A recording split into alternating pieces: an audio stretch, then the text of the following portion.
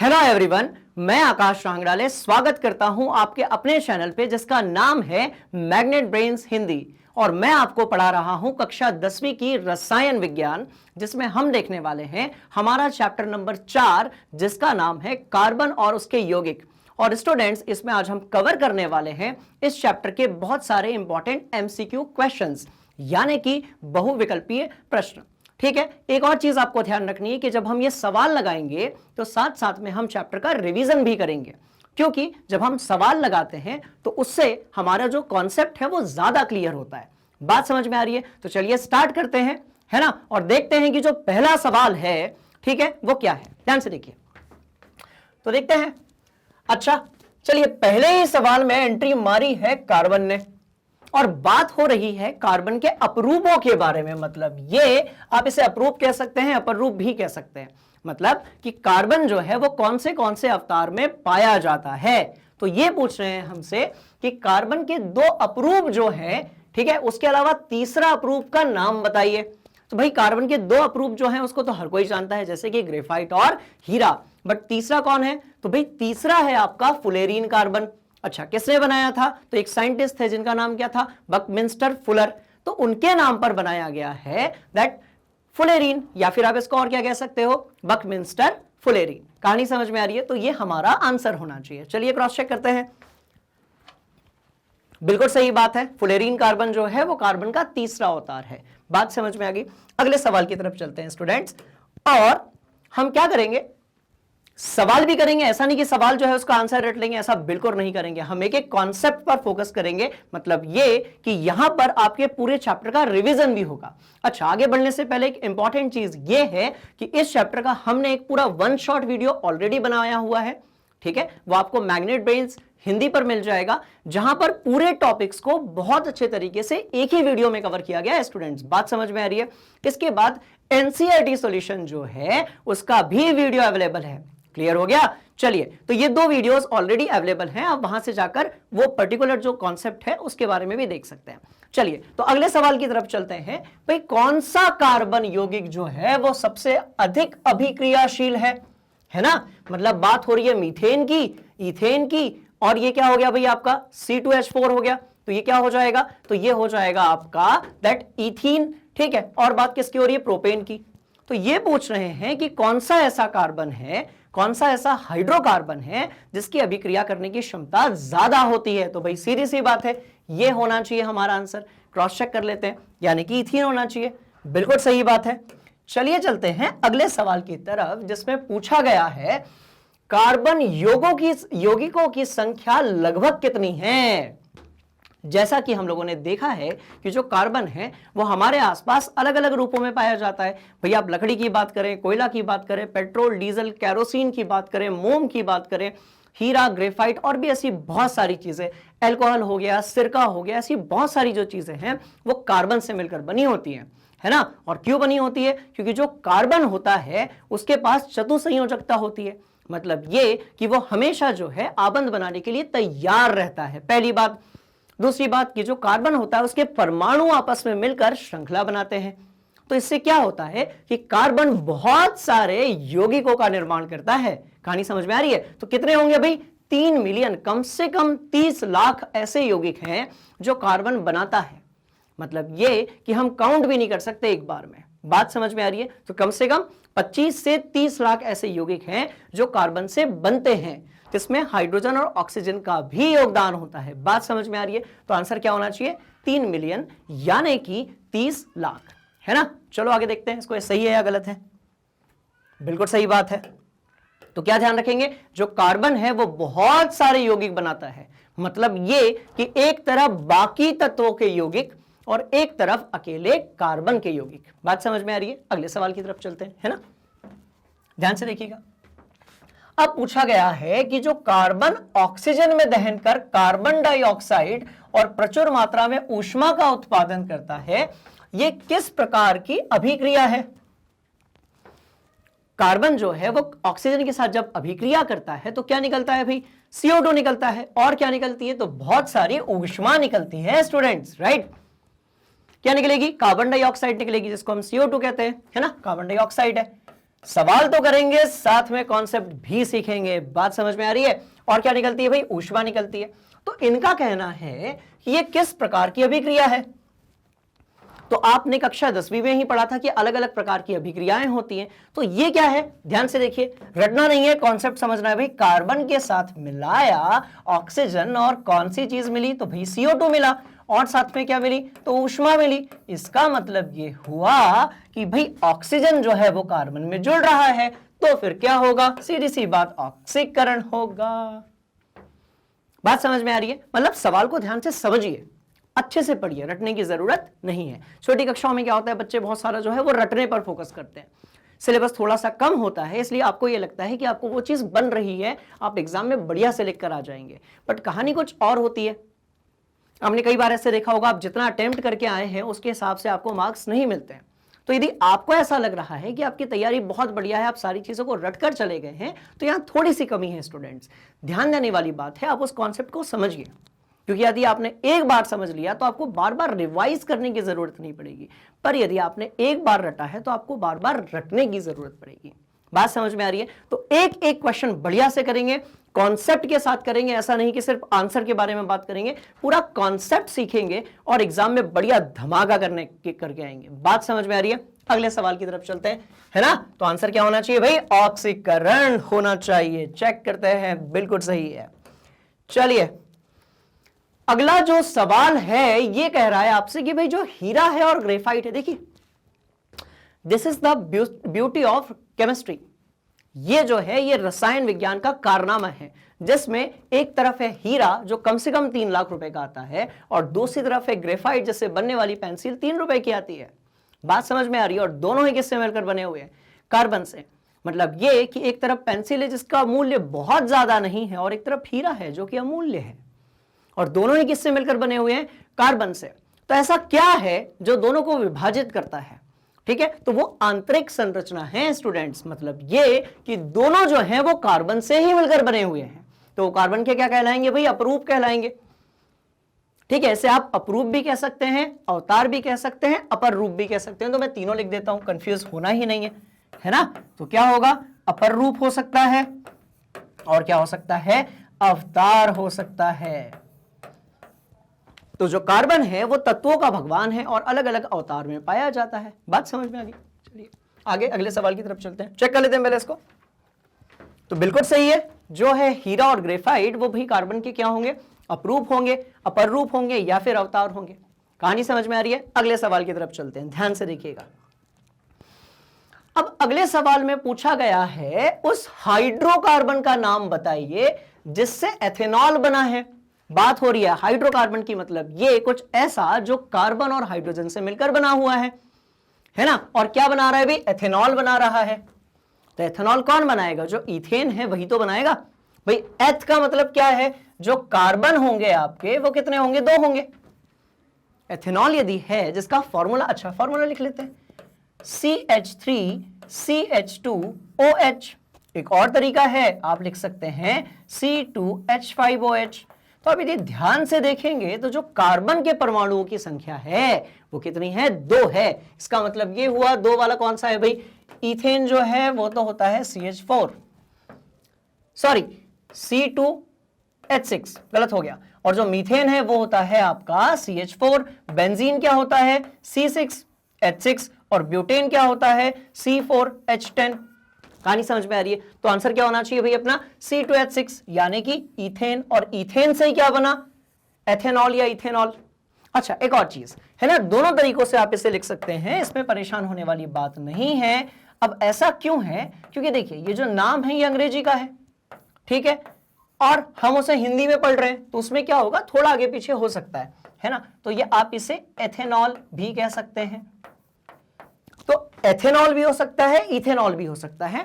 अलग अलग किताबों में अलग अलग शिक्षकों द्वारा जो उच्चारण है और शब्दावली है वो अलग तरीके से उपयोग की जा सकती है, तो इसमें परेशान होने वाली बात नहीं है। तो भाई एथेनॉल में 2 कार्बन, और 2 कार्बन कहां है भाई? तो एथेन में है, इसलिए ये हमारा आंसर होना चाहिए। चेक कर लेते हैं क्या कहना चाह रहे हैं। बिल्कुल सही बात है, इथेन से बनेगा एथेनॉल, है ना? चलो अब देखते हैं अगले सवाल के बारे में क्या पूछा गया है। अब बात कर रहे हैं संतृप्त हाइड्रोकार्बन की। अच्छा, बात किसकी हो रही है भाई? संतृप्त हाइड्रोकार्बन की। सवाल पैदा होता है कि संतृप्त हाइड्रोकार्बन क्या है? ऐसे हाइड्रोकार्बन जिसमें कार्बन का एक परमाणु कार्बन के दूसरे परमाणु के साथ एक आबंध बनाता है, सिर्फ एक, बाकी वो हाइड्रोजन के साथ बनाता है या किसी और दूसरे तत्व के साथ बना सकता है, पर आपस में तो एक ही आबंध बनेगा, तो वो होगा आपका संतृप्त। एक से ज्यादा यानी कि 2 और 3 यदि आपस में वो आबंध बनाएंगे तो वो होगा असंतृप्त। समझने की कोशिश करते हैं, ध्यान से देखिए। तो एक तरफ क्या है भाई? संतृप्त है ना, संतृप्त है, और एक तरफ क्या है? असंतृप्त है।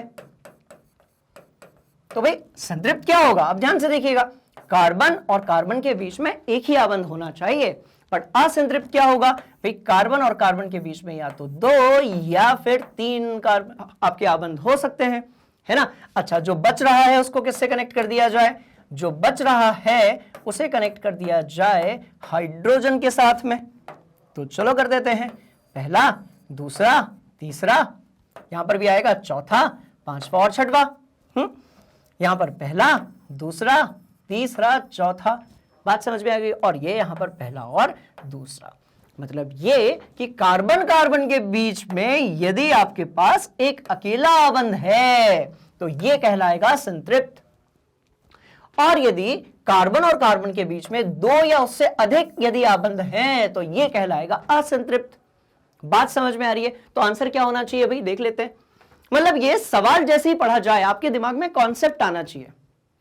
सवाल पढ़ने के बाद यदि आपके दिमाग में कॉन्सेप्ट आ रहा है तो आप समझकर एग्जाम देने गए हैं, और सवाल पढ़ने के बाद यदि आप आंसर, आपका जो दिमाग है वो तुरंत आंसर ढूंढना स्टार्ट कर रहा है, इसका मतलब आप उस चीज को रट कर गए हैं। तो यदि कभी कभी आंसर जो होता है वो थोड़ा सा घुमा फिरा कर दे दिया जाता है, और यदि आप रट कर गए हैं तो आप पक्का वहां पर फंसने वाले हैं। बात समझ में आ रही है? चलिए, तो बात हो रही थी संतृप्त हाइड्रोकार्बन की, ठीक है। तो भाई संतृप्त हाइड्रोकार्बन को जब वायु में जलाते हो तो किस प्रकार की ज्वाला मिलती है? मतलब ये कि ये संतृप्त हाइड्रोकार्बन के दहन की बात कर रहे हैं, तो हमें कैसी मिलेगी भाई? स्वच्छ ज्वाला मिलेगी। तो ये हमारा आंसर होना चाहिए। काली मिलने वाली नहीं है, पीली और लाल नहीं मिलेगी, हमें कैसी मिलेगी? स्वच्छ ज्वाला मिलेगी। बात समझ में आ गई? तो यह हमारा आंसर होना चाहिए। क्रॉस चेक कर लेते हैं। चलो, बिल्कुल सही बात है, ध्यान से देख लो। कोई डाउट है तो पूछ लीजिए कमेंट बॉक्स में, है ना। देखिए अब भाई अगले सवाल में इन्होंने क्या पूछा है, देखते हैं। अगले सवाल में बात हो रही है, अच्छा देखो, संतृप्त हाइड्रोकार्बन की बात हो गई, अब बात कर रहे हैं असंतृप्त हाइड्रोकार्बन की। असंतृप्त मतलब क्या? वही चीज, कार्बन और कार्बन के बीच में या तो 2 या फिर 3 आबंधों की बात हो रही है ना। तो क्या होगा भाई? देखो, पीला धुआं नहीं, काले धुएं वाली पीली ज्वाला। जब भी आप असंतृप्त हाइड्रोकार्बन की बात करोगे तो उस समय जो ज्वाला रहेगी भाई वो कैसे रहेगी? काले धुएं वाली पीली ज्वाला। बात समझ में आ रही है? चेक कर लेते हैं एक बार। बिल्कुल सही बात है। अगले सवाल की तरफ बढ़ते हैं। आज इतने सारे क्वेश्चंस करेंगे, ठीक है, कि जब एग्जाम देने हम जाएंगे तो हमें यह फील होगा, है ना, कि हमने बहुत सारे क्वेश्चंस किए थे मैग्नेट ब्रेन्स हिंदी पर। दूसरी बात, हर सवाल के साथ में मैं कॉन्सेप्ट भी समझाऊंगा। ऐसा नहीं कि मैंने क्वेश्चन पढ़ा, आंसर लिखा और मैं आगे बढ़ गया, नहीं, मैं हर क्वेश्चन के साथ आपको जो कॉन्सेप्ट है वो भी बताने वाला हूं। बात समझ में आ रही है? आगे बढ़ते हैं। देखिए,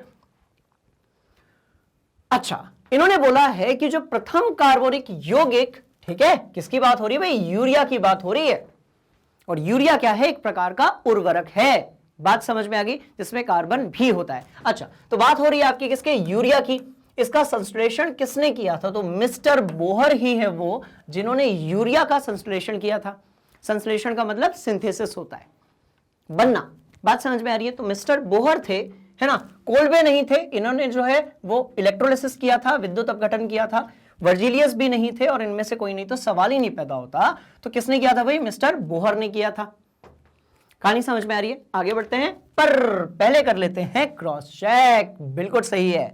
अब देखिए, अब ये बात कर रहे हैं जो कैल्शियम कार्बाइड है, जब वो जल के साथ अभिक्रिया करेगा, कैल्शियम कार्बाइड की बात हो रही है, पक्का?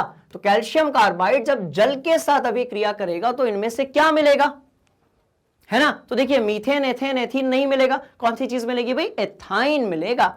कैल्शियम कार्बाइड जल के साथ जब अभिक्रिया करेगा तो कौन सी चीज मिलेगी? एथाइन। तो आंसर चेक कर लेते हैं एक बार, है ना। तो ध्यान से देखिए, बिल्कुल सही है। ठीक, अगले सवाल की तरफ बढ़ेंगे, पर पहले इसको क्लियर करेंगे। तो मजा आ रहा है? इसी तरीके से बहुत सारे सवाल करने वाले हैं और सारे कॉन्सेप्ट को अपने दिमाग के अंदर हम फिट करने वाले हैं। बात समझ में आ गई? चलिए, पूछा गया है IUPAC नेम क्या होगा, है ना, मतलब एसिटिक अम्ल जो है इसका IUPAC नाम क्या होगा। तो समझने वाली बात है कि जिसे हम हाइड्रोकार्बन कहते हैं, कार्बनिक रसायन कहते हैं, इसके दो प्रकार के नाम होते हैं, है ना। एक तो भाई सामान्य नाम होता है, जैसा कि आप सब लोगों का भी होगा अपने घर पर, और एक होता है IUPAC यानी कि स्टैंडर्ड नेम, जो कि आपके स्कूल में होगा। बात समझ में आ रही है? तो हम बात कर रहे हैं एसिटिक अम्ल की। एसिटिक अम्ल की भाई क्या फॉर्मूला होता है? तो सबको पता होगा CH3COOH, और आप याद करें ये ऐसा अकेला भाई यौगिक है जो हमेशा हंसता मुस्कुराता रहता है। बात समझ में आ रही है आप लोगों को? देखो, तो किसकी बात हो रही है? एसिटिक अम्ल की बात हो रही है। मतलब ये कि ये बोल रहे हैं CH3COOH जो है उसका दूसरा नाम क्या होगा। तो हमने भी पूरी तैयारी कर रखी है। हम जानते हैं कि भाई जहां पर दो कार्बन है ना, मतलब बात हो रही है किसी एथेन जैसी चीज की, तो समझ लेते हैं। ध्यान से देखिएगा, एसिटिक अम्ल की बात हो रही है तो एथ तो आएगा, बिल्कुल आएगा। प्रोप नहीं आएगा, बिल्कुल नहीं आएगा। ये भी नहीं आएगा। तो ये हमारा आंसर होना चाहिए। क्यों? क्योंकि जो कार्बन परमाणुओं की संख्या है ना स्टूडेंट्स, भाई वो कितनी है? तो वो 2 है। तो एथेनॉइक अम्ल हमारा आंसर होना चाहिए। और कंप्यूटर जी क्या कहते हैं देखते हैं। कंप्यूटर जी का भी कहना है कि जो आंसर है वो है आपका एथेनॉइक अम्ल। बात समझ में आ रही है? चलिए आगे बढ़ते हैं। याद रखिएगा, केमिस्ट्री का सबसे ज्यादा हंसता मुस्कुराता जो आपका रसायन है, कार्बन यौगिक है, वो है आपका एसिटिक अम्ल, या फिर आप उसे एथेनॉइक अम्ल भी कह सकते हो। ये सामान्य नाम है, सॉरी, एसिटिक अम्ल जो है वो सामान्य नाम है इसका, और एथेनॉइक अम्ल जो है वो IUPAC नाम है। बात समझ में आ रही है? ठीक है, चलिए अगले सवाल की तरफ चलते हैं। अब पूछा गया है कि जो ऑक्जेलिक अम्ल का प्राकृतिक स्रोत निम्नलिखित में से कौन सा है। मतलब ये कि इनमें से ऐसा कौन सी चीज है जिसके अंदर पाया जाता है ऑक्जेलिक अम्ल, है ना। तो भाई क्या होगा? तो ध्यान से देखिए, टमाटर होगा। क्या होगा इसका आंसर? टमाटर होगा। टमाटर के अंदर जो है वो कौन सा अम्ल पाया जाता है भाई? तो ऑक्जेलिक अम्ल पाया जाता है। यह भी एक प्रकार का कार्बोक्सिलिक अम्ल जो है उसका एक रूप है ना। तो ऑक्जेलिक अम्ल जो है वो किसमें पाया जाता है भाई? टमाटर में पाया जाता है। आंसर चेक करते हैं, है ना। बिल्कुल सही बात है। तो आगे से याद रखें, जब भी आप टमाटर खाएंगे आपकी बॉडी के अंदर जो चीज जाएगी उसका नाम है ऑक्जेलिक एसिड या फिर ऑक्जेलिक अम्ल। क्लियर हो गया? अगले सवाल की तरफ चलते हैं, है ना। इसको क्लियर करते हैं। चलो, अब पूछा गया है कि जो CHO अभिक्रिया मूलक है, बात समझ में आ रही है? CHO अभिक्रिया मूलक है वो किसे कहते हैं भाई? तो आपने देखा होगा कि हमने ऐसे बहुत सारे क्रियात्मक समूहों के बारे में बात किया था, ठीक है। तो उनमें से एक क्रियात्मक समूह जो है वो CHO है ना। तो किसमें आएगा भाई? एल्डिहाइड जो है उसी का होता है CHO। पर हम बाकियों के बारे में भी सीखेंगे। ये किसके लिए होता है? OH। अच्छा, कीटोन के लिए क्या होता है? C डबल बॉन्ड O, और दोनों तरफ कम से कम कार्बन होने चाहिए। इनमें से कोई नहीं तो कोई क्रियात्मक समूह नहीं होता है। कहानी समझ में आ रही है स्टूडेंट्स? तो आंसर क्या होना चाहिए भाई? आंसर होना चाहिए ये वाला, यानी कि एल्डिहाइड। क्लियर हो गया? सारी चीजों को दिमाग में ऐसे फिट कर लीजिए कि जब तक एग्जाम नहीं होगी एटलीस्ट तब तक तो नहीं भूलेंगे। क्लियर हो गया? तो भाई आंसर क्या होना चाहिए? एल्डिहाइड होना चाहिए। क्रॉस चेक कर लेते हैं एक बार, है ना। ध्यान से देखिए, क्या कहना चाह रहे हैं? बिल्कुल सही बात है। CHO मतलब एल्डिहाइड की बात हो रही है। ठीक है, चलो आगे बढ़ते हैं। अब देखते हैं, अच्छा अभी जो है COOH की बात हो रही है, इसके पहले किसकी बात हुई थी? CHO की, यानी कि एल्डिहाइड की। अब बात हो रही है कार्बोक्सिलिक अम्ल की, यानी कि वही बात, हमारा हंसता मुस्कुराता रसायन। क्लियर हो गया? तो अब क्या होगा भाई? कीटोन क्या होता है? देखो अभी ये बना चुके हैं तो हम बार बार नहीं बनाएंगे, ठीक है। तो ये है आपका अम्ल। वैसे यहां कार्बोक्सिलिक अम्ल होना चाहिए था, पर ठीक है कोई बात नहीं, ईथर कुछ और चीज है। तो आंसर क्या होना चाहिए? अम्ल होना चाहिए। कहानी समझ में आ गई? तो सारी जो चीजें हैं आप ध्यान से देखिए, कार्बन जो है वो कितने सारे यौगिकों का निर्माण करता है, लगभग 30 लाख। उन्हीं में से कुछ जो है वो हमारे सामने है। बात समझ में आ रही है? चलिए, तो क्या आंसर होना चाहिए भाई? अम्ल होना चाहिए। क्रॉस चेक कर लेते हैं एक बार।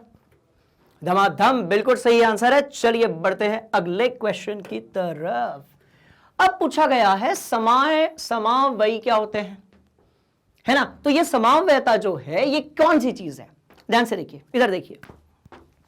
स्कूल में पीटी होती है, अपन पहले ऐसे खड़े रहते हैं, फिर अपन ऐसे करते हैं, फिर ऐसे करते हैं, फिर ऊपर करते हैं। ये सब में क्या हो रहा है? जो संरचना है वो बदल रही है, ठीक है? इसमें क्या हो रहा है? मैं तो भाई आकाश सर वहीं पर है, आकाश सर अपनी जगह पर ही है, पर आकाश सर की जो संरचना है वो बदल रही है। दिन भर में हम अलग अलग संरचना में पाए जाते हैं भाई। जब हम सोते हैं तो हमारे शरीर की जो संरचना है वो थोड़ी सी बदल जाती है। खाना खाते समय अलग होती है, पढ़ते समय अलग होती है। मतलब ये कि आप वही रहते हैं, आपका जो द्रव्यमान है वो निश्चित रहता है, वो नियत रहता है, पर आपके शरीर की जो संरचना है, ठीक है, वो थोड़ी देर के लिए ऐसे बदलते रहती है। तो उसी को हम क्या बोलते हैं? समावयव। कहानी समझ में आ रही है? तो पूछा गया है निम्नलिखित में से कौन समावयवी है। अब इसको रसायन विज्ञान की भाषा में कैसे समझेंगे कि भाई जो द्रव्यमान है ना, दो अलग अलग यौगिक जिनका द्रव्यमान जो है वो एक समान रहना चाहिए, पर दोनों की संरचना जो है वो अलग रहनी चाहिए। मतलब दोनों का द्रव्यमान एक जैसा रहेगा, अणुसूत्र एक जैसा रहेगा, पर उनकी जो संरचना है स्टूडेंट्स वो कैसी रहेगी? वो डिफरेंट रहेगी। समझते हैं इसको। तो क्या समान रहना चाहिए भाई? द्रव्यमान रहना चाहिए। द्रव्यमान जो है वो कैसा रहना चाहिए? समान रहना चाहिए। अब यदि द्रव्यमान ही समान है तो परमाणुओं की संख्या कैसी होगी भाई? वो भी समान होगी। तो यहां लिख देते हैं इसको। कहानी समझ में आ रही है? तो परमाणु जो है, परमाणु अलग अलग यौगिक में परमाणु जो है वो कैसे रहेंगे? एक समान रहेंगे।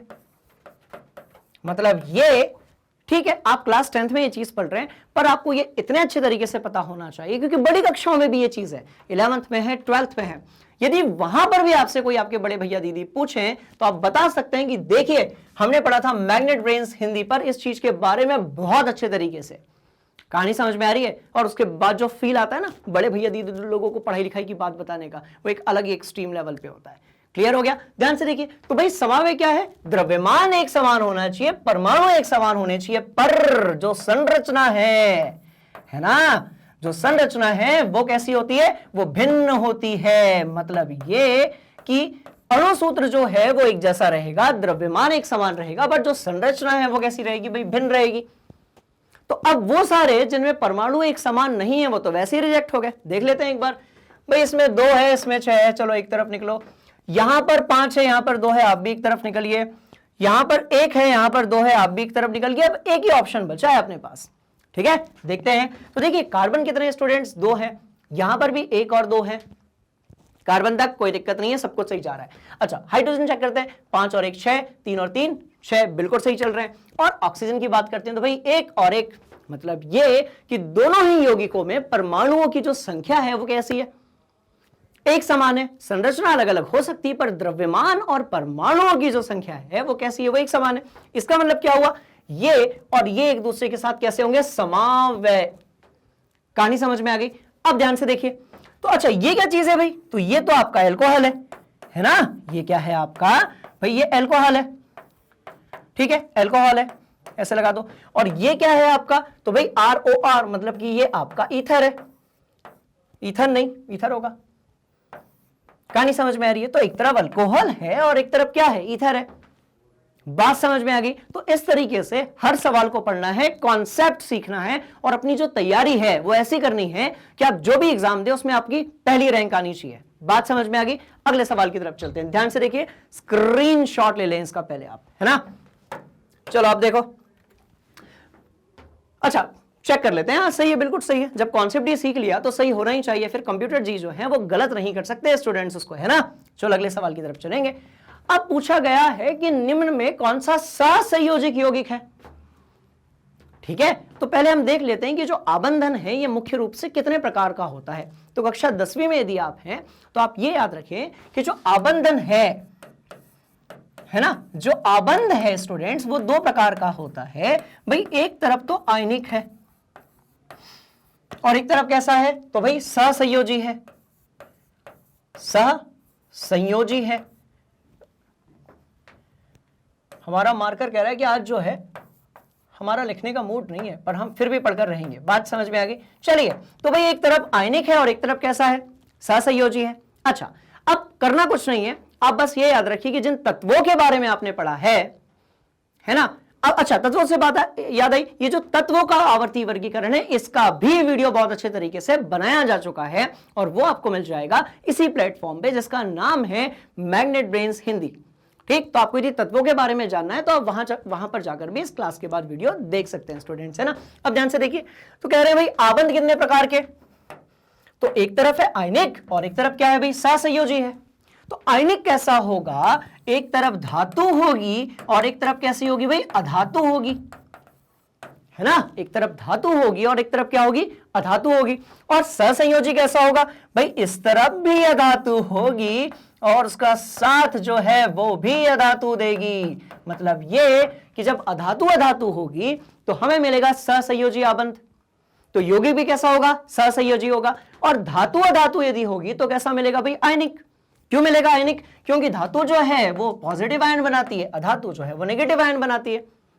वहां पर इलेक्ट्रॉन की शेयरिंग होती है, यहां पर इलेक्ट्रॉन की शेयरिंग नहीं होती। यहां पर धातु से इलेक्ट्रॉन निकलता है और सीधे धातु की तरफ एंट्री मारता है ना। तो ध्यान से देख लो, तो भाई सहसंयोजी कौन सा होगा?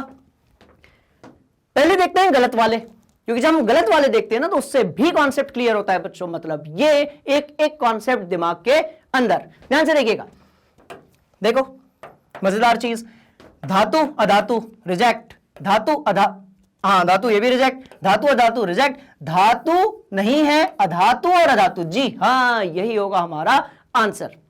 कहानी समझ में आ गई? तो सहसंयोजी किसमें? अधातु और अधातु में। तो यही हमारा आंसर होगा। इसको क्रॉस चेक करते हैं पहले तो, ठीक है। और अब बढ़ते हैं अगले क्वेश्चन की तरफ, है ना। तो ध्यान से देखिएगा, तो भाई अगला सवाल क्या है? तो बात हो रही है कि इनमें से कौन सा ऐसा यौगिक है जो ईंधन के रूप में जो है उपयोग होता है। ठीक है, तो मैं आपको बताता हूं, देखो ध्यान से।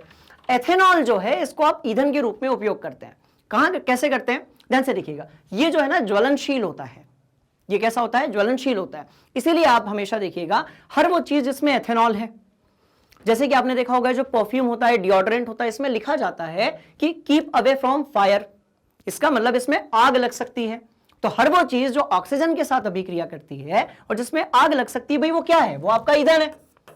बात समझ में आ रही है? अच्छा, ईंधन से एक चीज समझ में आते हैं। आपको ये लगता है कि जब भी किसी चीज को हम गर्म करते हैं या जलाते हैं, है ना, तो उसमें आग लगनी चाहिए, पर ऐसा नहीं होता है। ईंधन को जब आप गर्म करेंगे या जलाएंगे तो ही उसमें आग लगेगी। कुछ और चीजें हैं जैसे कि लोहे की छड़। अब लोहे की छड़ को आप यदि गर्म करेंगे या जलाने की कोशिश करेंगे तो उसमें कभी भी आग नहीं लगेगी, है ना, उसकी अवस्था में परिवर्तन होगा।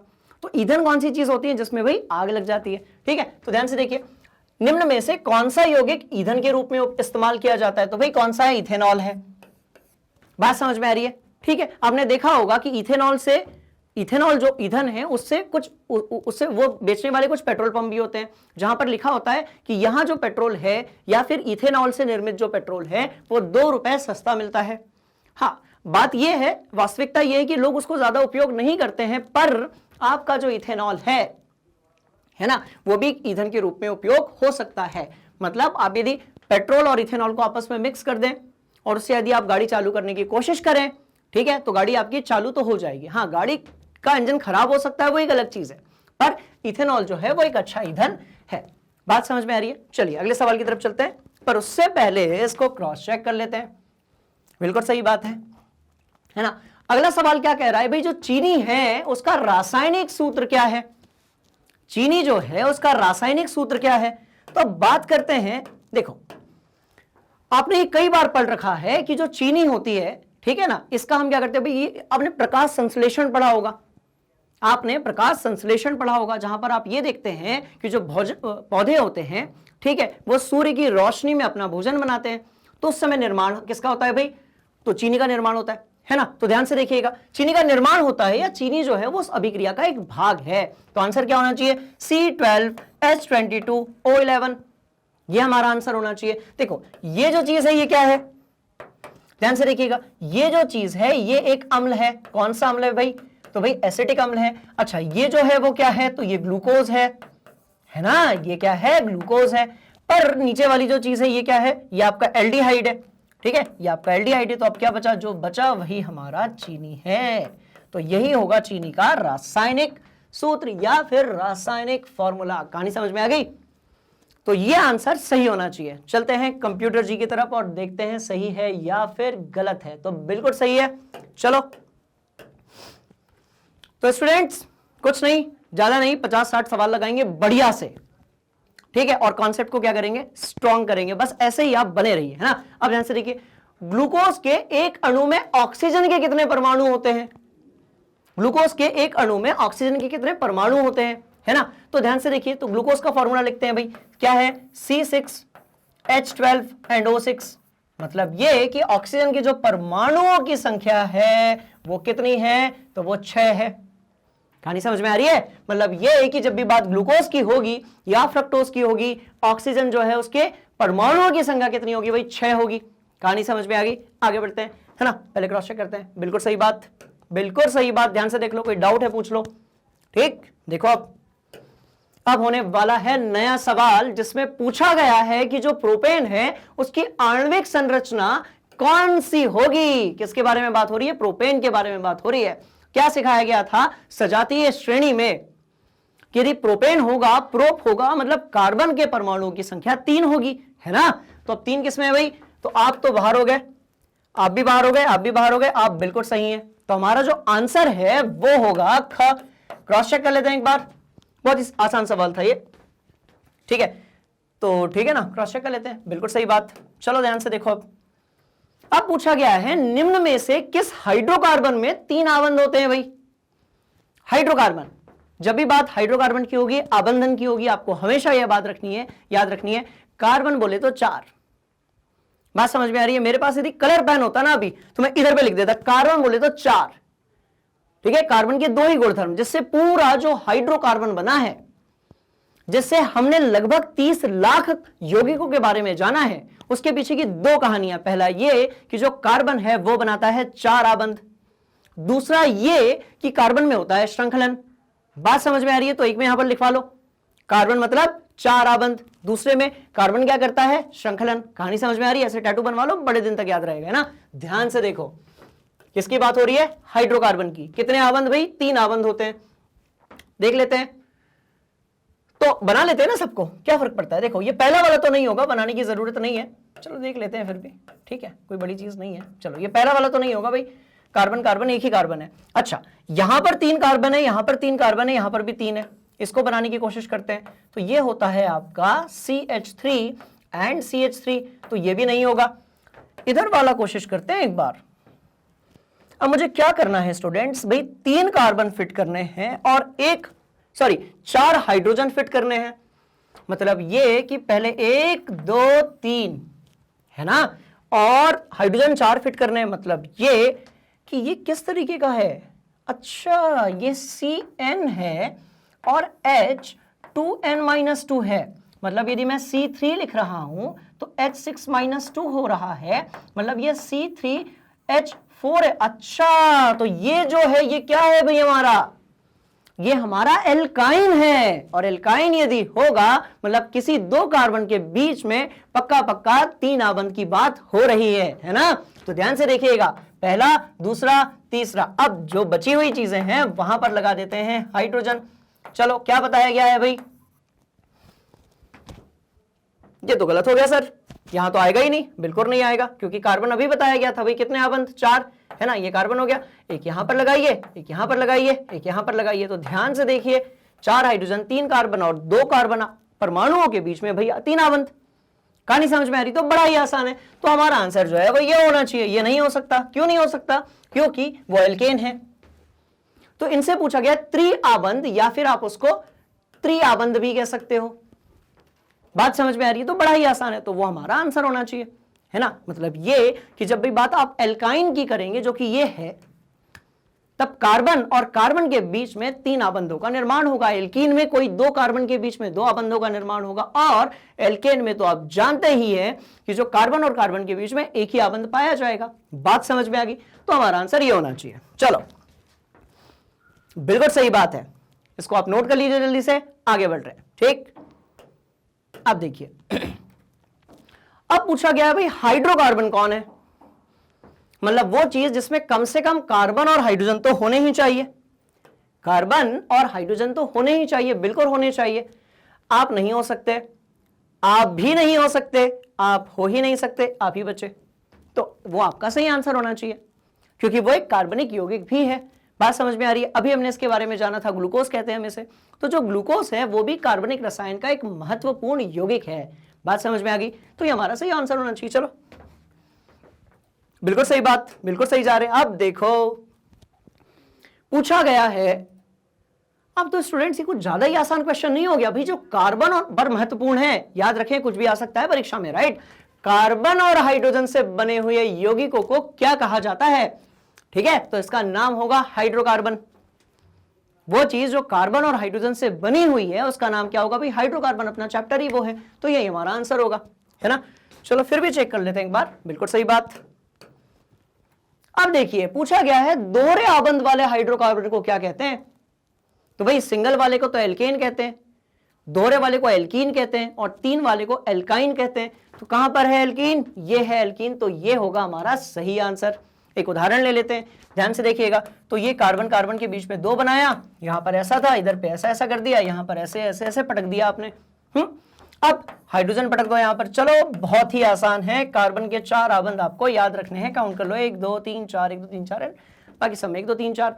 अब यदि आप ध्यान से देखेंगे तो देखो क्या हुआ, इसका नाम क्या होगा भाई, है ना। तो समूह कौन सा है? एल्कीन है, और कार्बन की संख्या कितनी है? 3 है, तो ये हो गया आपका प्रोपीन। दैट्स ऑल, बात ही समझ में आ गई होगी, है ना। तो आंसर हमारा क्या होगा? एल्कीन होगा। ध्यान से देखेंगे, बिल्कुल सही बात है। चलिए आगे बढ़ते हैं, देखते हैं पिटारे में और क्या है। पूछा गया है कार्बन क्या है। अच्छा जी, कार्बन क्या है? आप मुझे बता सकते हैं कि कोई कार्बन का ऐसा अपरूप होता है जिससे विद्युत जो है वो वाहक करती है, वहन करती है? बिल्कुल सही है, आपका आंसर होगा सर ग्रेफाइट। तो क्या कार्बन धातु है? क्योंकि धातुओं से विद्युत तो जाती है। नहीं, ऐसा नहीं है, ये एक अपवाद है। मतलब कार्बन एक अकेली ऐसी अधातु है जिसके अंदर से इलेक्ट्रिसिटी पास होती है, और कार्बन का वो कौन सा रूप होता है भाई? ग्रेफाइट होता है ना। तो इससे आपको कंफ्यूज नहीं होना है। पर देखो एक तीर से 2 निशान हो गए, हमने कॉन्सेप्ट भी सीख लिया, ठीक है, और ये भी समझ लिया कि इसमें एक अपवाद होता है। बात समझ में आ रही है? तो ध्यान से देखिए, तो आंसर क्या होगा भाई? अधातु होगा। क्लियर? तो इतना ही आसान है ये पूरा चैप्टर, बस आप मेरे साथ बने रहिए इस पूरे कॉन्सेप्ट के डिस्कशन में। बहुत सारे सवाल लगाएंगे, कॉन्सेप्ट बिल्ड करेंगे, और एग्जाम में जो है वो धमाका करके आएंगे स्टूडेंट्स। बात समझ में आ गई? ध्यान से देखो, जब मैं धमाका कह रहा हूं मतलब रासायनिक अभिक्रिया वाला धमाका नहीं। बात समझ में आ रही है? मार्क्स के प्राप्तांक का जो रूप है उसमें धमाका करेंगे, है ना। तो क्या होगा भाई? अधातु होगा। चलो ध्यान से देखते हैं, कार्बन उपधातु तो नहीं है, अधातु है। थोड़ी सी कंप्यूटर जी से मिस्टेक हो गई है ना। देखते हैं, तो याद रखिएगा भाई अधातु है ना, उपधातु नहीं है। उपधातु होती है आपकी सिलिकॉन हो सकता है, बोरॉन हो सकता है, जर्मेनियम हो सकता है। तो आंसर होगा आपका अधातु। चलिए क्लियर करते हैं और देखते हैं कि जो अगला सवाल है उसमें क्या पूछा गया है। भाई पूछा गया है कि कार्बन के अपरूप या अपरूप कौन से हैं? तो भाई हीरा तो है, ग्रेफाइट भी है, फुलेरिन भी है। हाँ मनोनिर्मित है बट फुलेरिन भी है, तो सारे के सारे ही होंगे। तो ऑप्शन डी जो है हमारा ठीक है, विकल्प घ जो है वो बिल्कुल सही होना चाहिए। देख लेते हैं एक बार, क्या बात है, बिल्कुल सही है। ठीक है, ध्यान से देखिए, आसान सवाल था। हाँ, अब पूछा गया है कि जो संतृप्त यौगिक होते हैं उसमें द्विबंध होते हैं, त्रिबंध होते हैं, या एकल बंधन होता है। तो संतृप्त की बात हो रही है, तो असंतृप्त में तो भाई द्वि त्रि ऐसे 2 होते हैं। पर जब बात होगी आपके किसके? संतृप्त की, तो आंसर होगा एकल बंधन, है ना। कोई भी एग्जांपल ले लो, चलो ये ले लो, कोई दिक्कत नहीं है। देखो बड़ा आसान है ये, देखो ये पटका सब जगह पर हमने हाइड्रोजन जो है उसको पटक दिया है। ये 6 हाइड्रोजन जो है हमने ये यहाँ पर ऐसे पटक दिए, 8 पटके हैं, 6 ऊपर नीचे और आजू बाजू मिलाकर 8। कहानी समझ में आ गई? जो सारे के सारे जो आबंध हैं कार्बन कार्बन के बीच में स्टूडेंट्स, वो कैसे हैं भाई? एकल हैं, इसलिए ये हमारा आंसर होना चाहिए। देखते हैं सही सवाल, सही जवाब क्या है। बिल्कुल सही बात है ना। चलिए आगे की तरफ चलते हैं और देखते हैं कि निम्न में से कौन सा असंतृप्त हाइड्रोकार्बन है। संतृप्त देखा था, अब देखेंगे असंतृप्त हाइड्रोकार्बन कौन सा है। तो भाई जिसमें या तो 2 आबंध होंगे या फिर 3 आबंध होंगे, कम से कम 1-2 कार्बन के बीच में, है ना। तो डायग्राम ही बना लेते हैं, संरचना बना लेते हैं। ठीक है, देखो ध्यान से, तो ये 4 हो गए, ठीक है। यहां पर 1 2 ये ऐसे ऐसे ऐसे और ऐसे। अब क्योंकि हम बहुत देर से प्रैक्टिस कर रहे हैं, हम बहुत सारे सवालों को ऐसे देख चुके हैं, इसलिए मैं बार बार हाइड्रोजन नहीं लिखूंगा। ये अंडरस्टूड है स्टूडेंट्स कि यहां पर जो है वो हाइड्रोजन ही आएगा, है ना। अच्छा, इसका बनाते हैं अब, C2H4 का बनाते हैं। तो कैसे बनाएंगे भाई, C डबल बॉन्ड C यहां पर और ये यहां पर। तो ध्यान से देखिए, पहला हाइड्रोजन, दूसरा, तीसरा, चौथा। और क्या देखा, क्योंकि कार्बन जो है क्या लिखवाया था, कार्बन जो है वो 4 आबंध बनाता है। इसका मतलब ये कि 4 आबंधों के चक्कर में बीच में बन जाएगा द्विबंध बंध, है ना। तो ये हमारा आंसर होना चाहिए किसमें भाई, असंतृप्त में। कहानी समझ में आ गई पक्का। तो चेक कर लेते हैं, देखो बिल्कुल सही बात है, हमारा जो आंसर है वो क्या है, असंतृप्त हाइड्रोकार्बन। कौन सा होगा भाई, तो C2H4 होगा, जिसका नाम क्या होगा, ठीक है, तो इसका नाम होगा आपका इथीन, है ना। चलो, अब पूछा गया है निम्न में कौन से कार्बनिक यौगिकों की अभिक्रिया नहीं है। अच्छा, किसमें कार्बनिक यौगिकों की अभिक्रिया नहीं है। तो देखिए भाई, ऑक्सीकरण तो करते हैं, अवकरण, बहुलकीकरण और अवक्षेपण जो है वो करते हैं कि नहीं करते हैं, इस बात को समझ लेते हैं। तो भाई अवकरण भी करते हैं और बहुलकीकरण भी करते हैं, है ना। ये पॉलीमर बनाते हैं, आपने देखा होगा जो इथीन होता है उसका बहुलन जब होता है, बहुलकीकरण होता है, तो वो बना देता है पॉलीइथीन। इसी तरीके से आपने पीवीसी पाइप के बारे में सुना होगा, है ना, आपने टेफ्लॉन की कोटिंग के बारे में सुना होगा। तो ये सब क्या है, ये बहुलक है। इसका मतलब ऑक्सीकरण होता है, अवकरण होता है और क्या होता है, बहुलकीकरण होता है। अवक्षेपण नहीं होता है कार्बन के यौगिकों में, यानी कि अवक्षेपण जो है वो हमारा सही आंसर होना चाहिए। बिल्कुल सही बात है, नहीं है पूछा गया स्टूडेंट्स, है ना। चलो ध्यान से देखो, अगले सवाल में पूछा जा रहा है कि जो कार्बनिक यौगिक है इनके बीच में कैसा बंधन होता है। तो देखिए, पुराना बंधन तो है कार्बन के यौगिकों के बीच में, तब तो हमें जीवाश्म मिले हैं। बात समझ में आ रही है। तो बंधन कैसा होता है वो तो बिल्कुल डिस्कस करेंगे, बट बंधन बहुत पुराना है। बात समझ में आ गई। तो ध्यान से देखिएगा, कार्बनिक यौगिकों के तत्वों के बीच में कैसा बंधन होता है। तो जब भी आप कार्बन और उसके यौगिकों के बारे में बात करते हैं तो आपने ये जाना है कि वो सारी की सारी अधातुएं हैं, और यदि अधातु अधातु के बीच में आबंध होगा तो भाई कैसा होगा, कैसा होगा, सहसंयोजी होगा। तो चेक कर लेते हैं। तो आयनिक नहीं हो सकता, धात्विक तो हो ही नहीं सकता क्योंकि धातु है ही नहीं, उप सहसंयोजी नहीं हो सकता, तो कैसा होगा भाई, सहसंयोजी बंधन होगा। बात समझ में आ रही है। तो कोई भी एक ले लेते हैं, ध्यान से देखो। अब आपने लिखा CH3 CH2 और OH। अच्छा जी, ठीक है। अब ये हो गया 1 2 3, इस तरीके से आप ध्यान से देखिएगा, और ये बना दिया आपने OH, है ना। और एक काम करते हैं, सारे के सारे जो हाइड्रोजन वाले एटम हैं, परमाणु हैं, उसको भी पटक देते हैं बीच में। तो अब आप क्या जानेंगे कि सारे, देखिए ये क्या है, कार्बनिक यौगिक है ना। अब आपने देखा कि जितने भी परमाणु और तत्व यहां पर दिए हुए हैं वो सारी की सारी अधातु है, और जितने भी आबंध यहां पर दिए गए हैं वो कैसे हैं भाई, तो वो हैं आपके कैसे, सहसंयोजी बंधन है। बात समझ में आ रही है। तो यही हमारा आंसर सही होना चाहिए, ठीक है। क्रॉस चेक करते हैं, क्या बात है, बिल्कुल सही है, क्लियर हो गया। चलिए आगे बढ़ेंगे, है ना। अगले सवाल में पूछा गया है कि कार्बनिक यौगिकों के जो रासायनिक गुण होते हैं वो निम्न में से किस पर निर्भर करते हैं।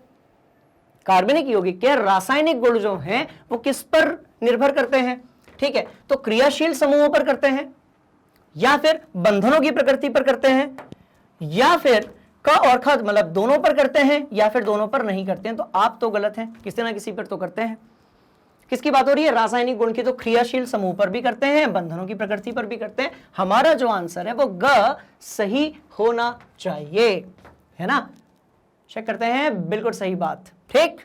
चलो अगला सवाल पूछा गया है कि जो साबुन है वो कठोर जल में कौन से जो लवण होते हैं, नमक होते हैं, उनके साथ अभिक्रिया करता है। बात समझ में आ गई। तो देखिए, कठोर जल है, अब बात किसकी हो रही है, कठोर जल की। तो जो कठोर होता है उसमें मैग्नीशियम पाया जाता है और कैल्शियम पाया जाता है, तो दोनों के साथ करेगी। बात समझ में आ गई। तो हमारा जो आंसर है वो क्या होना चाहिए भाई, दोनों लवण, जो कौन बनाता है, मैग्नीशियम बनाता है और कैल्शियम बनाता है। बात समझ में आ गई। तो ऑप्शन नंबर जो ग है, सी है, वो बिल्कुल सही होना चाहिए। क्रॉस चेक कर लेते हैं एक बार, बिल्कुल सही बात। चलिए बढ़ते हैं अगले सवाल की तरफ। पूछा गया है कि जो अपमार्जक होते हैं यानी कि डिटर्जेंट पाउडर होते हैं, ठीक है, इसमें कार्बोक्सिलिक अम्ल श्रृंखला के निम्नलिखित लवण होते हैं भाई। तो सल्फेट के होते हैं, अमोनियम के होते हैं, सल्फोनेट के होते हैं, या फिर ख और ग दोनों होते हैं। तो एक चीज ध्यान से देखिए, जो साबुन है ना, ठीक है, उसमें क्या होता है कार्बोक्सिलिक अम्ल तो होगा और उसके साथ क्या होगा भाई, लंबी हाइड्रोकार्बन की चेन होगी, ठीक है, श्रृंखला होगी। और साबुन में किसके साथ होगा, तो सोडियम के साथ होगा और पोटेशियम के साथ होगा। पर जब आप बात करते हैं अपमार्जक की, तो अपमार्जक में क्या होता है, अमोनियम होता है और सल्फोनेट होता है। साबुन के लिए क्या, सोडियम और पोटेशियम। समझने की कोशिश करते हैं, जैसे ध्यान से देखिएगा, हाइड्रोकार्बन की जो लंबी चेन होती है, लंबी श्रृंखला, उसको हम ऐसे बनाते हैं, ये बना दिया। इसके बाद क्या किया गया भाई, यहां पर लिखा गया C डबल बॉन्ड O, यहां पर नेगेटिव और ये यहां पर लिखा गया पॉजिटिव। बात समझ में आ गई। तो ये हो गया आपका साबुन के लिए, वो भी पढ़ लेते हैं, अपमार्जक भी पढ़ लेते हैं और साबुन भी पढ़ लेते हैं। बात समझ में आ गई। तो ये साबुन के लिए था। पर जब आप बात करेंगे किसकी भाई, अपमार्जक की, किसकी बात करेंगे, अपमार्जक की, है ना। तो ध्यान से देखिएगा, तो अपमार्जक में ये सब कुछ सही चल रहा होगा, ये इसी तरीके से चल रहा होगा, पर यहां कहीं पर आ जाएगा इस तरीके से, ध्यान से देखिएगा, और ये हो जाएगा आपका, ये वाले जो आपन ये नहीं रहेंगे, ये नहीं रहेगा, ये नहीं रहेगा, सिंगल सिंगल आपन रहेगा और ये नेगेटिव रहेगा नेगेटिव नेगेटिव रहेगा। और यहां पर क्या आ जाएगा भाई, तो यहां पर आ जाएगा आपका, देखो क्या आ सकता है, अमोनियम आ सकता है और सल्फोनेट आ सकता है ना। तो ये इस तरीके से हो गया आपका। बात समझ में आ रही है। तो देखिए ये कार्बोनेट वाले हो गए और ये कैसे हो गए भी, सल्फोनेट वाले हो गए। तो आंसर क्या होगा, अमोनियम हो सकता है और सल्फोनेट हो सकता है। बात समझ में आ रही है, बढ़िया से नोट कीजिए, आगे बढ़ते हैं, ध्यान से देखिए अगले सवाल की तरफ। क्रॉस चेक कर लेते हैं एक बार इसको। हाँ, तो दोनों होंगे, मतलब हमारा जो आंसर है वो क्या होगा, ख भी होगा और ग भी बिल्कुल सही होगा, अमोनियम और सल्फोनेट, है ना। सल्फेट नहीं होगा, सल्फोनेट अलग चीज है, सल्फेट जो है स्टूडेंट्स वो अलग चीज है। ठीक, चलो क्लियर तो कर लें पहले। अब पूछा गया है जो एथिल प्रोपाइल है, एथिल प्रोपाइल ईथर, इसका IUPAC नाम बताना है। तो भाई सबसे पहले तो आपको बनाना पड़ेगा एथिल प्रोपाइल ईथर। अच्छा, ईथर क्या होता है, जब ऑक्सीजन के दोनों तरफ कार्बन होते हैं, जब ऑक्सीजन के दोनों तरफ हाइड्रोकार्बन होते हैं, कार्बन भी बोलेंगे तो चलेगा क्योंकि हाइड्रोजन जो है वो अंडरस्टूड है। तो ऑक्सीजन के दोनों तरफ यदि हाइड्रोकार्बन है तो आप उसको क्या बोलते हो भाई, ईथर बोलते हो। इसका जो सामान्य फॉर्मूला है ईथर का वो क्या होगा, ROR डैश। कहानी समझ में आ रही है। तो ये हो गया आपका ROR डैश, है ना। तो देखिए एथिल प्रोपाइल की बात हो रही है, मतलब एथिल भी होगा प्रोपाइल भी होगा। तो कैसे बनेगा भाई, CH3 CH2O, इसके बाद होगा CH2 CH2 और उसके बाद CH3, मतलब एक तरफ एथिल होगा एक तरफ प्रोपेल होगा, है ना। तो अब देख लेते हैं क्या बताना है भाई, IUPAC नाम बताना है, बता देंगे, कोई दिक्कत नहीं है। तो कैसे बताएंगे, अच्छा ठीक ठीक ठीक ठीक ठीक, इस वाले भाग को आप ध्यान से देखिएगा, ठीक है। तो ये हो गया आपका इथेन और ये हो गया ऑक्सी, तो ये क्या हो गया भाई, एथॉक्सी हो गया। ध्यान से देखिए ये जो भाग है ये कैसा हो गया, एथॉक्सी हो गया। और उधर कितने कार्बन दिख रहे हैं आपको, 3 दिख रहे हैं, ध्यान से देखिएगा, एथिल प्रोपाइल ईथर। ईथर क्या होगा, बीच में ऑक्सीजन रहेगा, एक तरफ लगाएंगे एथिल एक तरफ लगाएंगे प्रोपाइल। तो एक तरफ लगाया एथिल यानी कि 2 कार्बन, एक तरफ लगाया प्रोपाइल यानी कि 3 कार्बन।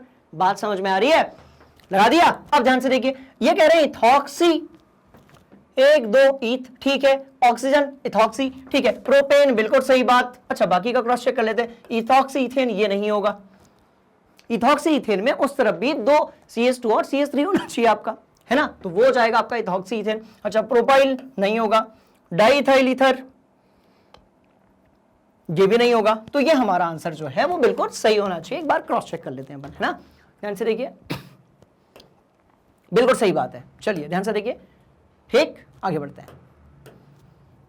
अब पूछा गया है क्लोरोप्रोपेन में कौन सा समूह है, बात हो रही है किसकी भाई, क्लोरोप्रोपेन की।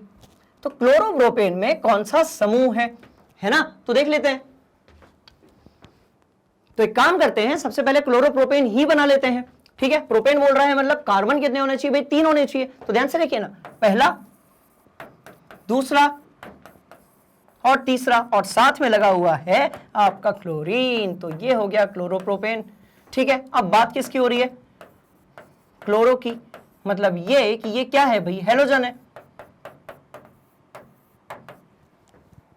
हेलोजन है। इसका मतलब ये हो गया कि हेलोजन समूह लगा हुआ है। बाकी के नहीं हो सकते हैं। तो ये हमारा जो आंसर है वो बिल्कुल सही होना चाहिए। बात समझ में आ गई? चलिए तो क्रॉस चेक कर लेते हैं एक बार। बिल्कुल सही बात है। अब बढ़ते हैं अगले सवाल की तरफ। तो भाई सवाल क्या है कि जो सामान्य सूत्र है CnH2n, मतलब एल्कीन की बात हो रही है, तो आंसर क्या होगा हमारा? एल्कीन होगा, क्योंकि हाइड्रोकार्बन जो है वो मुख्य रूप से 3 प्रकार में पाए जाते हैं। एल्केन हो गया, एल्कीन हो गया और एल्काइन हो गया। तो आंसर क्या होगा? CnH2n है। तो क्या हो गया भैया आपका? एल्कीन हो गया। क्रॉस चेक कर लेते हैं एक बार, है ना, आंसर देखो, तो एल्कीन हो गया। ठीक है, चलिए आगे बढ़ते हैं। अब देखिए पूछा गया है कि जो अल्कोहल है उसका सामान्य सूत्र क्या है। तो सबसे बड़ी बात यहीं पर हिंट दी हुई है कि अल्कोहल मतलब क्या होगा? OH होगा। ये आपका एल्डिहाइड है, कार्बोक्सिलिक एसिड है, अमाइन है, एमीन भी कहते हैं इसको, अमीन भी कहते हैं इसको, राइट। तो ये हमारा आंसर होना चाहिए। इसका एक अच्छा एग्जांपल जिसको अपने सिलेबस में भी पढ़ा हुआ है, C2H5 और यहां पर था आपका OH। तो ये होना चाहिए आपका क्या? अल्कोहल, है ना। क्रॉस चेक कर लेते हैं स्टूडेंट्स। ठीक, चलो देखो, तो हो गया हमारा अल्कोहल। ठीक, अब अगले सवाल की तरफ बढ़ते हैं। अगले सवाल में पूछा गया है कि जो प्रयोगशाला में संश्लेषित पहला कार्बनिक यौगिक निम्न में से कौन सा था। मतलब कि प्रयोगशाला में सबसे पहले कौन से कार्बनिक यौगिक को संश्लेषण द्वारा बनाया गया। तो आंसर क्या होगा भाई? यूरिया होगा। जब भी आपसे ये सवाल पूछा जाए तो आपका आंसर क्या होना चाहिए? भाई यूरिया होना चाहिए। इंफॉर्मेशन बेस्ड क्वेश्चन है, बिल्कुल सही बात है, बिल्कुल सही बात है। अगले सवाल की तरफ चलते हैं। ठीक है, अब पूछा गया है चीनी के किण्वन से क्या बनता है। तो भाई क्या बनता है? तो एथेनॉल बनता है, एथेनॉइक अम्ल बनता है, मीथेन बनता है, कीथेन बनता है। तो क्या बनता है भाई? एथेनॉल बनता है। बात समझ में आ रही है? तो देख लेते हैं एक बार, है ना, ध्यान से देखिए। तो एथेनॉल बनता है, मतलब ये आपने देखा होगा, ऐसा सुना होगा, गन्ना जो होता है, ठीक है, गन्ने का जो शीरा होता है ना, आपने देखा होगा स्टूडेंट्स, जहां पर भी गन्ने की खेती होती है उसके आसपास जहां पर भी गुड़ बनती है अजीब सी स्मेल आती है, थोड़ी सी अल्कोहल जिसकी स्मेल आती है। मतलब ये कि जो गन्ना होता है उसका जो रस होता है, शीरा, है ना, उससे हम क्या बना सकते हैं भाई? एथेनॉल बना सकते हैं। एथेनॉल क्या है? तो एक प्रकार का अल्कोहल है। बात समझ में आ रही है? एक प्रकार का कार्बनिक यौगिक है ना। तो आंसर क्या होगा आपका? एथेनॉल होगा। बिल्कुल सही बात है। चलो अगले सवाल की तरफ बढ़ेंगे। ठीक, इसको क्लियर करते हैं पहले। अब पूछा गया है क्लोरोफॉर्म का रासायनिक सूत्र क्या है। तो आपने अलग अलग मूवीज में, सीरियल वगैरह में ऐसे देखा होगा कि जो गुंडे रहते हैं वो किसी को किडनैप करते हैं। हालांकि ये बात गलत है, पर भी ऐसा दिखाया जाता है। ठीक है, तो वो क्या करते हैं, एक रुमाल में आप एक रसायन डाल देते हैं और उसको वैसे नाक के ऊपर रखते हैं, और उसके बाद जो है वो जो जिसके भी नाक के ऊपर रखा जाता है भाई वो बेहोश हो जाता है। मतलब ये कि वो बात कर रहे हैं किसकी? क्लोरोफॉर्म की। तो क्लोरोफॉर्म में क्या होगा कि जो बेहोशी आ जाएगी। बात समझ में आ रही है? जिसके नाक के अंदर क्लोरोफॉर्म चला गया अधिक मात्रा में, उसे बेहोशी आ जाएगी। बहुत अधिक मात्रा में यदि चला गया तो क्या होगा? तो वो इंसान की मृत्यु भी हो सकती है। बात समझ में आ रही है? तो ध्यान से देखिएगा। तो क्लोरोफॉर्म का रासायनिक सूत्र क्या है? पहला, दूसरा, तीसरा या चौथा? तो इसका आंसर क्या होगा भाई? ध्यान से देखिएगा। सॉरी, तो आंसर क्या होगा? CHCl3। आंसर क्या होगा? CHCl3। ये क्लोरोफॉर्म नहीं है ना। तो इंफॉर्मेशन बेस्ड क्वेश्चन था, आंसर होगा CH। ठीक से करते हैं, ठीक है जी, CHCl3। तो ये होगा हमारा आंसर। मतलब यहां भी कार्बन का यौगिक है। हमारे आसपास जितनी चीजें आप देख रहे हैं उनमें अधिकांश जगहों पर हम उपयोग कर रहे हैं कार्बन के यौगिकों के बारे में। बात समझ में आ रही है? तो ये भी एक कार्बन का यौगिक है और महत्वपूर्ण कार्बन का यौगिक है, जिसके बारे में आप कक्षा 12वीं में रसायन विज्ञान में पढ़ने वाले हैं। ठीक है, अगले सवाल की तरफ चलते हैं, ध्यान से देखिएगा। पहले चेक तो कर लें, बिल्कुल सही बात है। चलो अब देखते हैं। अब पूछा गया है सिरका जो है उसका खट्टा स्वाद किस अम्ल के कारण होता है। सिरका मतलब बात हो रही है मंचूरियन चाउमीन की, राइट, बात हो रही है मैगी की, बात हो रही है मंचूरियन हो गया, चाउमीन हो गया। आपने देखा होगा प्याज को यदि सिरके के पानी में डाल दो तो प्याज का जो वो जलन वाला भाग है, जैसे आंखों में आंसू आते हैं, वो खत्म हो जाता है, तीखापन जो है वो खत्म हो जाता है। मतलब बात हो रही है विनेगर की, सिरके की। तो उसमें क्या होता है भाई? तो एसिटिक अम्ल होता है। क्या होता है? एसिडिक अम्ल होता है। साथ में इसका अणुसूत्र भी देख लेते हैं। तो भाई क्या होगा? तो CH3 होगा और COOH होगा, है ना। और इसे मैं हमेशा कैसे बनाता हूं स्टूडेंट्स? तो ध्यान से देखो, ऐसा। बात समझ में आ रही है? सबसे ज्यादा हंसता मुस्कुराता जो हमारा रसायन है इस चैप्टर में वो है क्या? आपका एसिटिक अम्ल, जो किसमें उपयोग किया जाता है? सिरका में। इसके कारण जो है खट्टापन आता है।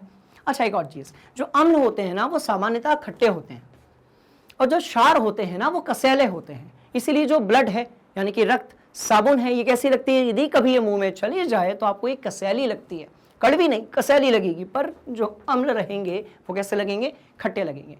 तो अम्ल के कारण आता है खट्टापन और क्षार के कारण आता है कसेलापन। कसेला किस चीज का स्वाद होता है? तो भी कॉफी का होता है, ऐसे याद रखिएगा, ठीक है। चलो, तो ये हमारा आंसर होना चाहिए। क्रॉस चेक करते हैं, बिल्कुल सही जा रहे हैं। चलिए अगले सवाल की तरफ चलेंगे। अगले सवाल में पूछा गया एल्काइन का सामान्य सूत्र क्या है? हाइड्रोकार्बन, उसके 3 रूप होंगे, कौन से भाई? एल्केन होगा, एल्कीन होगा, एल्काइन होगा।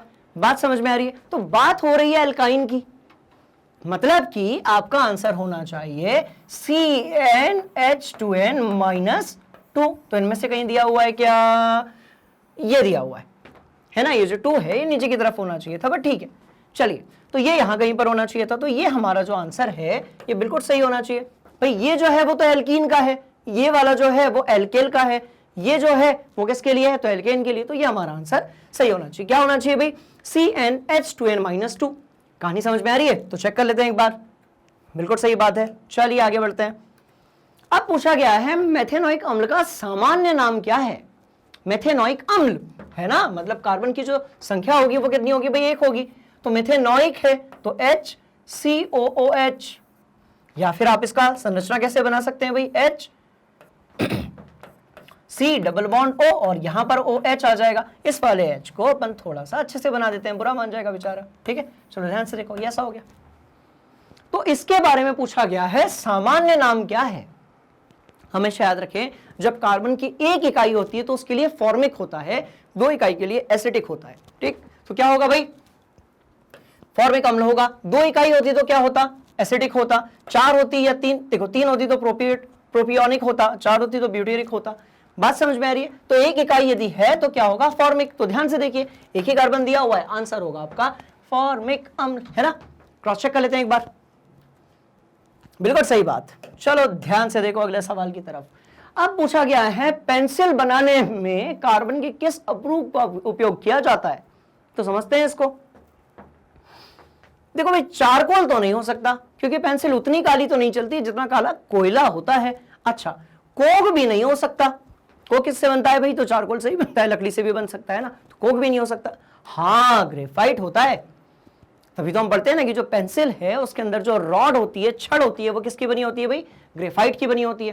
तो वो एक विद्युत का अच्छा सुचालक भी है, सस्ता भी होता है। तो आंसर क्या होना चाहिए आपका? ग्रेफाइट। चेक कर लेते हैं, बिल्कुल सही बात है। जो हमारा आंसर है स्टूडेंट्स वो है ग्रेफाइट, ठीक। अगले सवाल की तरफ चलते हैं, ध्यान से देखिएगा।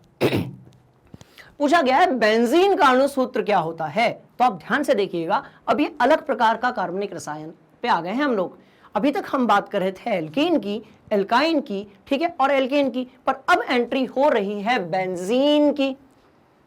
थोड़ा सा बेंजीन के बारे में समझ लेते हैं, ठीक है। सबसे पहली बात तो ये कि ये बहुत ज्यादा हानिकारक होता है स्वास्थ्य के लिए, ठीक है। और यदि बेंजीन बहुत मात्रा में किसी के शरीर के अंदर जाए तो कैंसर हो सकता है। बात समझ में आ रही है? नहीं होना चाहिए, पर हो सकता है, ठीक है। सवाल पैदा होता है कि सर कभी क्या हमने दैनिक जीवन में बेंजीन से सामना हुआ है? तो बिल्कुल हुआ है। कैसे? देखो, आपकी जो कार है यदि वो बहुत देर तक धूप में खड़ी है और जब आप उसका दरवाजा खोलते हैं तो आपको एक अजीब सी गंध आती है, तो वो जो गंध है ना, वो किसकी होती है? बेंजीन की होती है। कहानी समझ में आ गई? तो वो जो गंध है स्टूडेंट्स, वो किसकी होती है भाई? बेंजीन की होती है। तो आगे से क्या करेंगे? जब कभी भी आप धूप में आपकी गाड़ी खड़ी है बहुत देर तक, आप दरवाजा थोड़ी देर खुला छोड़ देंगे और उसके बाद फिर आप उसको बंद करके जाएंगे। कहानी समझ में आ रही है? नहीं तो आपकी बॉडी के अंदर बेंजीन जा सकती है। क्लियर? तो जो बेंजीन है, पहली बात यह कि वो हानिकारक है। दूसरी बात यह कि उसका रासायनिक सूत्र क्या है ना। तो समझते हैं, देखो।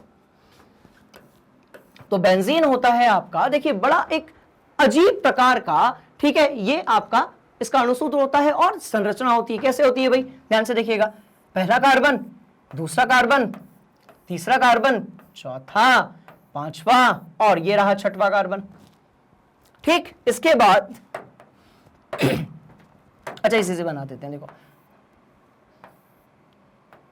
और ये यहां पर आ जाएगा। अच्छा, अब बताओ, हर कार्बन ने जो है वो कितने बंध बना लिए भाई? कार्बन कितने बनाता है? 4, कई बार बताया गया। 1 2 3 1 2 3 1 2 3, इस तरीके से 3 बना लिए। एक बचा हुआ है, तो क्या करते हैं? ध्यान से देखिएगा, पहला हाइड्रोजन, दूसरा, इस तरीके से हमने हाइड्रोजन लगा दिए, ध्यान से देखो, लगा दिए। तो अब यदि आप ध्यान से देखेंगे तो ये जो चीज मिली है यही है आपका बेंजीन। क्लियर? ये बहुत महत्वपूर्ण आपका ऑर्गेनिक केमिस्ट्री या कार्बनिक रसायन का एक घटक आपका जो यौगिक है। इसको लेबोरेटरी में बहुत ज्यादा यूज किया जाता है, पर यह हानिकारक होता है स्वास्थ्य के लिए। ठीक है, अब ध्यान से देखिएगा। तो कार्बन कितने हैं? तो 6 हैं भाई। हाइड्रोजन काउंट कर लेते हैं, 1, ओके 6 है। अब हम अपने ऑप्शंस पर आते हैं। तो आप तो नहीं हो सकते, आप भी नहीं हो सकते, आप बिल्कुल सही है, आप गलत हैं। ठीक है, यहां पर 4 रहा होगा, ठीक है ना, कुछ भी रहा होगा। तो ये हमारा आंसर सही है, मतलब ऑप्शन क्रमांक ग जो है वो बिल्कुल सही बात है। क्रॉस चेक कर लेते हैं एक बार, क्या बात है, बिल्कुल सही है। चलिए आगे बढ़ते हैं। अब पूछा गया एथीन का सूत्र क्या होता है भाई? तो एथीन है मतलब 2 कार्बन होंगे, आप नहीं हो सकते, आप नहीं हो सकते, इन दोनों में से कोई एक होगा। पर ये जो है ये एथेन है, तो ये भी नहीं हो सकता, तो ये हमारा आंसर सही होना चाहिए। एथीन है ना, तो क्या होगा? कार्बन के एक परमाणु और दूसरे के बीच में 2 आबंध बने होंगे। बात समझ में आ रही है? तो वही हमारा आंसर होना चाहिए, बिल्कुल सही बात है। चलिए आगे बढ़ते हैं। अब पूछा गया है एथेनॉइक जो है इसका सूत्र क्या होगा? 2 कार्बन, ये नहीं हो सकता, ये नहीं हो सकता, ये हो सकता है पर ये ईथर है इसलिए ये भी नहीं हो सकता, तो ये आंसर सही होगा। बात समझ में आ रही है? बना दो इसको ऐसे, तो ये हमारा सही आंसर हो गया। ठीक है, क्रॉस चेक करते हैं। बिल्कुल सही बात है, तो हमारा CH3COH जो है ये होगा आपका एथेनॉइक अम्ल, है ना। अच्छा, आप देखते हैं अगले सवाल में क्या पूछा गया है भाई? पूछा गया है कौन सा हाइड्रोकार्बन का सबसे सरल यौगिक है? कौन सा हाइड्रोकार्बन का सबसे सरल यौगिक है? मतलब ये कि जिसमें कार्बन की संख्या सबसे कम है, सबसे आसान है। तो सबका आप बना लेते हैं डायग्राम। तो मीथेन है मतलब 1 होगा, CH4। अच्छा, इथेन कैसा होगा भाई? प्रोपेन कैसा होगा? तो C3H8 होगा। और ब्यूटेन कैसा होगा स्टूडेंट? C4H10 होगा। तो आप मुझे एक बात बताओ, सबसे सरल कौन सा हुआ इसमें? देखने में सबसे छोटा और सबसे आसान कौन सा लग रहा है इसमें? तो आप सभी का आंसर होगा कि सर हम एक काम करते हैं, इसको पटक देते हैं। तो हमारा जो आंसर है वो क्या होना चाहिए? मीथेन होना चाहिए। बात समझ में आ गई? तो हमारा आंसर क्या होना चाहिए? मीथेन। क्रॉस चेक कर लेते हैं एक बार, बिल्कुल सही बात है। अगले सवाल की तरफ बढ़ते हैं। ठीक, देखिए पूछा गया है मीथेन किसका उदाहरण है? सवाल तो बढ़िया है भाई, मीथेन किसका उदाहरण है? सॉरी, तो मीथेन किसका होगा भाई? देखो, बेंजीन का नहीं हो सकता, मीथेन जो है वो बेंजीन का नहीं हो सकता। क्यों नहीं हो सकता? क्योंकि बेंजीन जो है वो C6H6 है। अच्छा, एल्काइन नहीं हो सकता, एल्कीन नहीं हो सकता, तो क्या होगा? एल्केन ही होगा, क्योंकि एल्कीन और एल्काइन के लिए कार्बन और कार्बन के बीच में 2 या 3 क्रमशः आबंधों की जरूरत है। पर आपका जो मीथेन है उसमें कार्बन ही 1 है, तो ये तो मीथीन और मिथाइन कभी बन ही नहीं सकते, है ना। तो जब बात मीथेन की होगी तो आंसर क्या होना चाहिए? एल्केन होना चाहिए। कहानी समझ में आ गई? तो वो हमारा आंसर होना चाहिए। चेक करते हैं, बिल्कुल सही बात है ना। अब देखो, अब पूछा गया है भाई मीथेन का जो गलनांक है वो क्या है ना, तो वो भी देख लेते हैं एक बार। तो जो मीथेन है भाई वो क्या है? अब रूम तापमान पे जब आप बात करोगे, रूम टेम्परेचर पे, है ना, तो जो मीथेन है वो कैसी है? वो गैसीय अवस्था में पाई जाती है। इसका मतलब ये कि इसका जो गलनांक है ना स्टूडेंट्स, वो कैसा होगा? तो भाई बहुत कम होगा। मतलब कितना होना चाहिए आपका? 90 केल्विन। बात समझ में आ रही? तो चेक कर लेते हैं। मतलब 90 केल्विन पर जो मीथेन रहेगी वो आपकी ठोस से किस में परिवर्तित हो जाएगी? द्रव में परिवर्तित हो जाएगी। तो वही हमारा आंसर होना चाहिए। चलो क्रॉस चेक करते हैं, बिल्कुल सही बात है। चलिए अगले सवाल की तरफ बढ़ते हैं, है ना। अब पूछा गया है कि जो एथेन है भाई उसका आणविक सूत्र क्या है? C2H6 है। C2H6 है, मतलब बना ही लेते हैं सबसे पहले। तो ये लिखा C2H6। अच्छा, अब क्या करना है? तो इसको और सरल रूप में आप बना लीजिए। ये बना लिया आपने C2H6 और यहां आपने रख दिए भाई हाइड्रोजन कितने? 6। तो 1 2 3 4 5 6। अब क्या पूछ रहे हैं? ठीक है, तो आपको बताना है कि इसमें कितने सहसंयोजक आबंध हैं। तो काउंट कर लेते हैं। तो 1 2 3 4 5 6 7। अच्छा, ये एक NCERT का सवाल भी है। बात समझ में आ रही है? तो देखो, एक ही सवाल करने से हमने एडिशनल क्वेश्चन भी कर लिया, NCERT का क्वेश्चन भी कर लिया। तो हमारा जो आंसर होगा वो क्या होगा भाई? ख, यानी कि 7 हमारा जो सही आंसर है वो होना चाहिए, है ना। चलो क्रॉस चेक करते हैं, बिल्कुल सही बात है। अब अगले सवाल की तरफ बढ़ते हैं। अब पूछा गया है कि जो फुलेरीन है उसमें कितने कार्बन के परमाणु होते हैं? तो आपने देखा होगा कि कार्बन का एक मानव निर्मित है ना, क्या है भाई, अपर रूप है, अपरूप है, जिसको किसके नाम पे रखा गया था, ठीक है, तो बकमिंस्टर फुलर के नाम पे रखा गया था। तो ये जो बकमिंस्टर फुलर है, इनके नाम पर बना है फुलेरीन, जो कि फुटबॉल जैसा दिखता है। बात समझ में आ रही है? तो फुटबॉल की जैसी उसकी आकृति है। तो उसमें कितने होंगे भाई, 25 क्या होंगे आपके कार्बन के परमाणु होंगे। तो आंसर क्या होना चाहिए, ठीक है, वो होना चाहिए आपका 25। ठीक है, चेक कर लेते हैं एक बार, बिल्कुल सही बात है। चलिए अगले सवाल की तरफ चलते हैं। अब पूछा गया है कि जो कार्बन के यौगिक होते हैं ना, वो विद्युत के कुचालक होते हैं। भाई ऐसा क्यों? अब विद्युत के कुचालक हैं, इसका मतलब ये कि वो विलयन में आयन ही नहीं देते होंगे, क्योंकि जिसके आयन होंगे वो विद्युत का सुचालक होगा, है ना। अब कार्बन के जो यौगिक होते हैं वो अच्छे इलेक्ट्रोलाइट नहीं होते हैं, तो जब वो अच्छे इलेक्ट्रोलाइट नहीं होंगे तो क्या नहीं देंगे भाई, वो आयन नहीं देंगे। कहानी समझ में आ रही है? इसीलिए वो क्या होंगे, विलयन में आयन नहीं देने के कारण वो क्या होंगे, कुचालक होंगे। बात समझ में आ रही है? तो ये हमारा सही आंसर होना चाहिए। देखते हैं कंप्यूटर जी किस चीज पर, किस ऑप्शन पे ताला लगाते हैं, देखते हैं, क्रॉस चेक करते हैं। बिल्कुल सही बात है। अब देखिए अगले सवाल में क्या पूछा गया भाई, कार्बन की संयोजकता कितनी होती है। तो आप याद कीजिए, मैंने आपसे कहा था इस तरफ लिखने के लिए, कार्बन जो है वो 4 आवंत बनाता है, क्योंकि जो कार्बन है उसका परमाणु क्रमांक है भाई, तो 6 है। अच्छा, इलेक्ट्रॉन जो है उसका वितरण किस तरीके से, तो 2 है और 4 है, तो संयोजकता कितनी होगी, 4। तो आवंत भी कितने बनाएगा, 4। और इसी एक प्रवृत्ति के कारण, और श्रृंखलन एक दूसरी प्रवृत्ति है, दोनों प्रवृत्ति के मिलने से जो कार्बन है उसके यौगिकों की जो संख्या है वो 30 लाख तक पहुंच गई है। बात समझ में आ रही है? तो आंसर क्या होना चाहिए आपका, 4। मतलब कितने आवंत बनाएगा भाई, संयोजकता कितनी होगी, तो 4 होगी। तो ये आपका सही आंसर होना चाहिए, है ना। चलो चेक कर लेते हैं, बिल्कुल सही बात।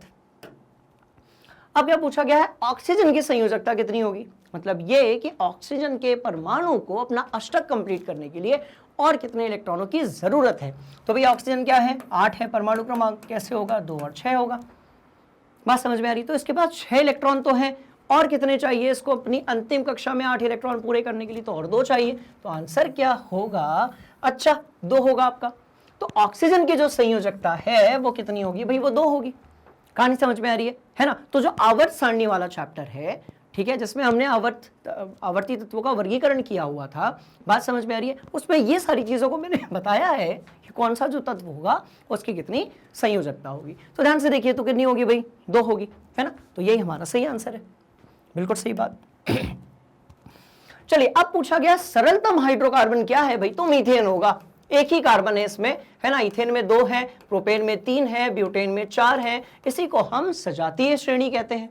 बात समझ में आ रही है? तो क्या होगा भाई आपका, मीथेन होगा, है ना। तो यही हमारा सही आंसर है। ध्यान से देखिए, बिल्कुल सही बात है। आगे बढ़ते हैं। अब पूछा गया है जो कार्बन हाइड्रोजन से संयोग कर क्या बनाता, तो भाई ये तो हमारे चैप्टर की बात हो रही है। यहाँ पर कार्बन और हाइड्रोजन मिलकर बनाते हैं आपका हाइड्रोकार्बन। तो आंसर क्या होगा आपका, ख। क्यों बनाते हैं, फिर वही बात, कार्बन जो है उसमें श्रृंखलन होता है और उसकी संयोजकता कितनी होती है, 4 होती है। बात समझ में आ रही है? तो आंसर क्या होगा हमारा, हाइड्रोकार्बन होगा। ध्यान से देखिएगा, बिल्कुल सही बात। अच्छा आगे बढ़ते हैं। अब पूछा गया है वायुमंडल में जो CO2 गैस है, जिसके कारण क्या होता है, पौधा घर प्रभाव होता है, जिसके कारण जो है वो तापमान बढ़ जाता है वातावरण का, ठीक है, वो कौन सी गैस, CO2 की बात हो रही है। तो इसकी उपस्थिति कितनी है, तो देख लेते हैं भाई। आपने यदि देखा होगा तो देखो, जो नाइट्रोजन है वो कितनी है, देखो जो नाइट्रोजन है वो कितनी है, तो भाई वो 71% है, 71% है ना। अच्छा, आपकी जो ऑक्सीजन है वो कितनी है, तो भैया 28% है। तो दोनों को मिलाया तो कितना हो गया, 99% हो गया। अब बचा 1%, तो वो जो 1% बचा है ना, उसमें जो कार्बन डाइऑक्साइड होती है वो इतनी होती है। 1% जो बचा हुआ था, ठीक है, उसमें जो कार्बन डाइऑक्साइड होती है वो कितनी होती है भाई, तो 0.03%। बात समझ में आ रही? तो ये आपका आंसर होना चाहिए, है ना। तो CO2 जो है देखो इतनी कम पाई जाती है, पर इसके बाद भी वो हानिकारक गैस है। क्लियर हो गया? हाँ ठीक है, प्रकाश संश्लेषण में उसका उपयोग करते हैं पौधे, पर उसके बाद भी इसके कारण गर्मी बहुत ज्यादा बढ़ जाती है। बात समझ में आ रही है? तापमान जो है वायुमंडल का वो बहुत ज्यादा बढ़ जाता है। मतलब ये कि 1% के अंदर भी इतनी जो है वो CO2 पाई जाती है। और सबसे ज्यादा कौन सी गैस पाई जाती है भाई, तो नाइट्रोजन पाई जाती है। उससे कम कौन सी, तो ऑक्सीजन। और 1% में बाकी जो गैसें हैं वो पाई जाती हैं। बात समझ में आ रही है? आपने सुना होगा, ठीक है, ग्लोबल वार्मिंग के बारे में कि CO2 की मात्रा बढ़ने से तापमान बढ़ रहा है और जो ग्लेशियर हैं वो पिघल रहे हैं। कहानी समझ में आ रही है? तो CO2 ही रिस्पॉन्सिबल है तापमान के बढ़ने के लिए। तो जितना प्रदूषण होगा उतनी CO2 जो गैस है वो बढ़ेगी, है ना। चलो, तो आंसर कितना होगा? ये होगा। क्रॉस चेक करते हैं क्या कहना है इनका। बिल्कुल सही बात है, यही हमारा आंसर है। चलिए आगे बढ़ते हैं। अब पूछा गया है जो कार्बोक्सिलिक अम्ल है, ठीक है, ये जो एसिड समूह है इनमें से कौन सा है भाई? तो कार्बोक्सिलिक है। तो याद करो, कार्बोक्सिलिक मतलब हंसता मुस्कुराता रसायन, मतलब हमारा आंसर होगा ये कार्बोक्सिलिक अम्ल। भाई सबसे ऊपर वाला तो एल्डिहाइड है ना, और उसके बाद ये वाला कौन सा है भाई? तो ये आपका क्या हो गया? ये आपका कार्बन और ऑक्सीजन वाला ग्रुप हो गया, और ये आपका अमाइन हो गया। कहानी समझ में आ रही है? तो ये आपका सही आंसर होगा ऑप्शन नंबर ख, यानी कि option number B. Cross check करते हैं, बिल्कुल सही बात है। बात समझ में आ गई। चलो, तो कहने का मतलब ये है स्टूडेंट्स कि जब आप बहुत अच्छे तरीके से एकदम शिद्दत के साथ सारे कॉन्सेप्ट सीख जाते हैं और ढेर सारे सवालों को लगा लेते हैं, तो उसके बाद आपका जो कॉन्सेप्ट है वो इतना क्लियर हो जाता है कि आप आसानी से उसके बाद वाले जो क्वेश्चंस हैं उनको जल्दी जल्दी जल्दी समझ के जल्दी जल्दी आंसर दे सकते हैं, है ना। अगला सवाल क्या है भाई? अक्रिय तत्व कौन सा है? तो याद करिए, हमने जब आवर्त सारणी देखी थी तो उसमें यह पाया था कि जो समूह 18 है उसमें जितनी भी गैसें पाई जाती हैं वो कैसी हैं भाई? निष्क्रिय हैं, अक्रिय हैं। क्यों है? क्योंकि उनका जो अष्टक है वो पूरा होता है।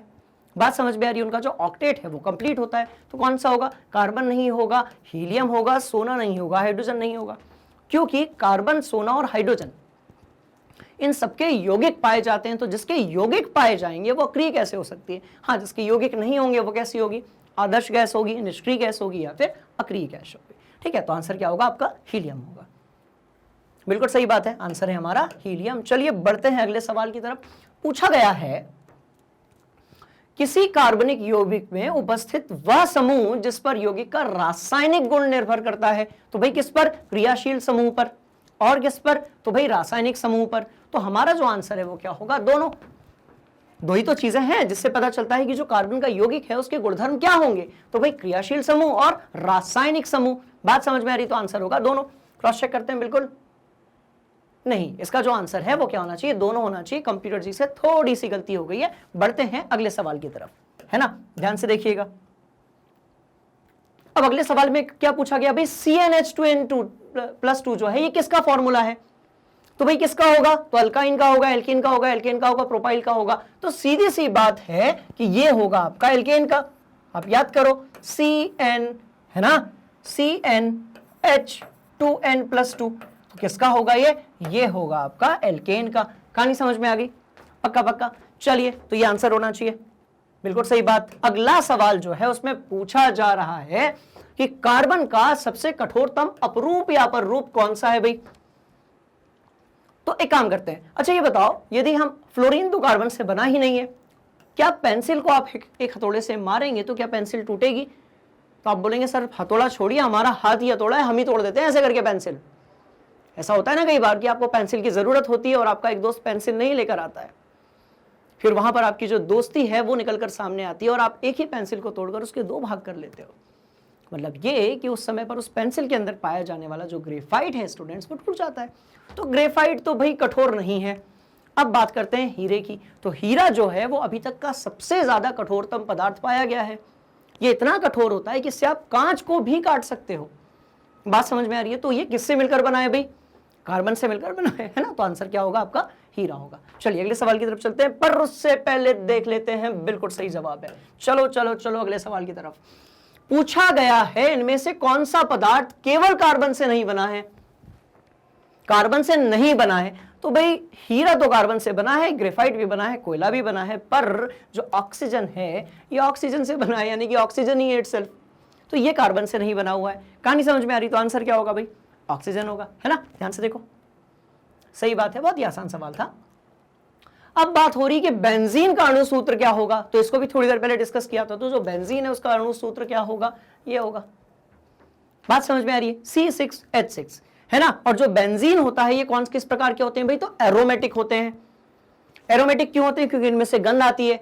आप याद करिए, थोड़ी देर पहले मैंने आपको एग्जाम्पल दिया हुआ था, जब आप धूप में खड़ी हुई कार का दरवाजा खोलते हैं तो आपको एक अजीब सी गंध आती है। तो वो किस चीज की है भाई? वो बेंजीन की है। जो कि हानिकारक भी है ना। तो बेंजीन क्या होगा, C6H6 होगा। मतलब ये सवाल देखेंगे, आंसर सीखेंगे, ठीक है, और उसके पीछे का जो कॉन्सेप्ट है ना उसको भी समझेंगे, तो चैप्टर का भी रिवीजन चलता रहेगा और आपके दिमाग में जो सवाल हैं वो भी फिट होते रहेंगे। कहानी समझ में आ रही है? चलिए चलते हैं अगले सवाल की तरफ। तो पहले चेक कर लेते हैं भाई, बिल्कुल सही बात।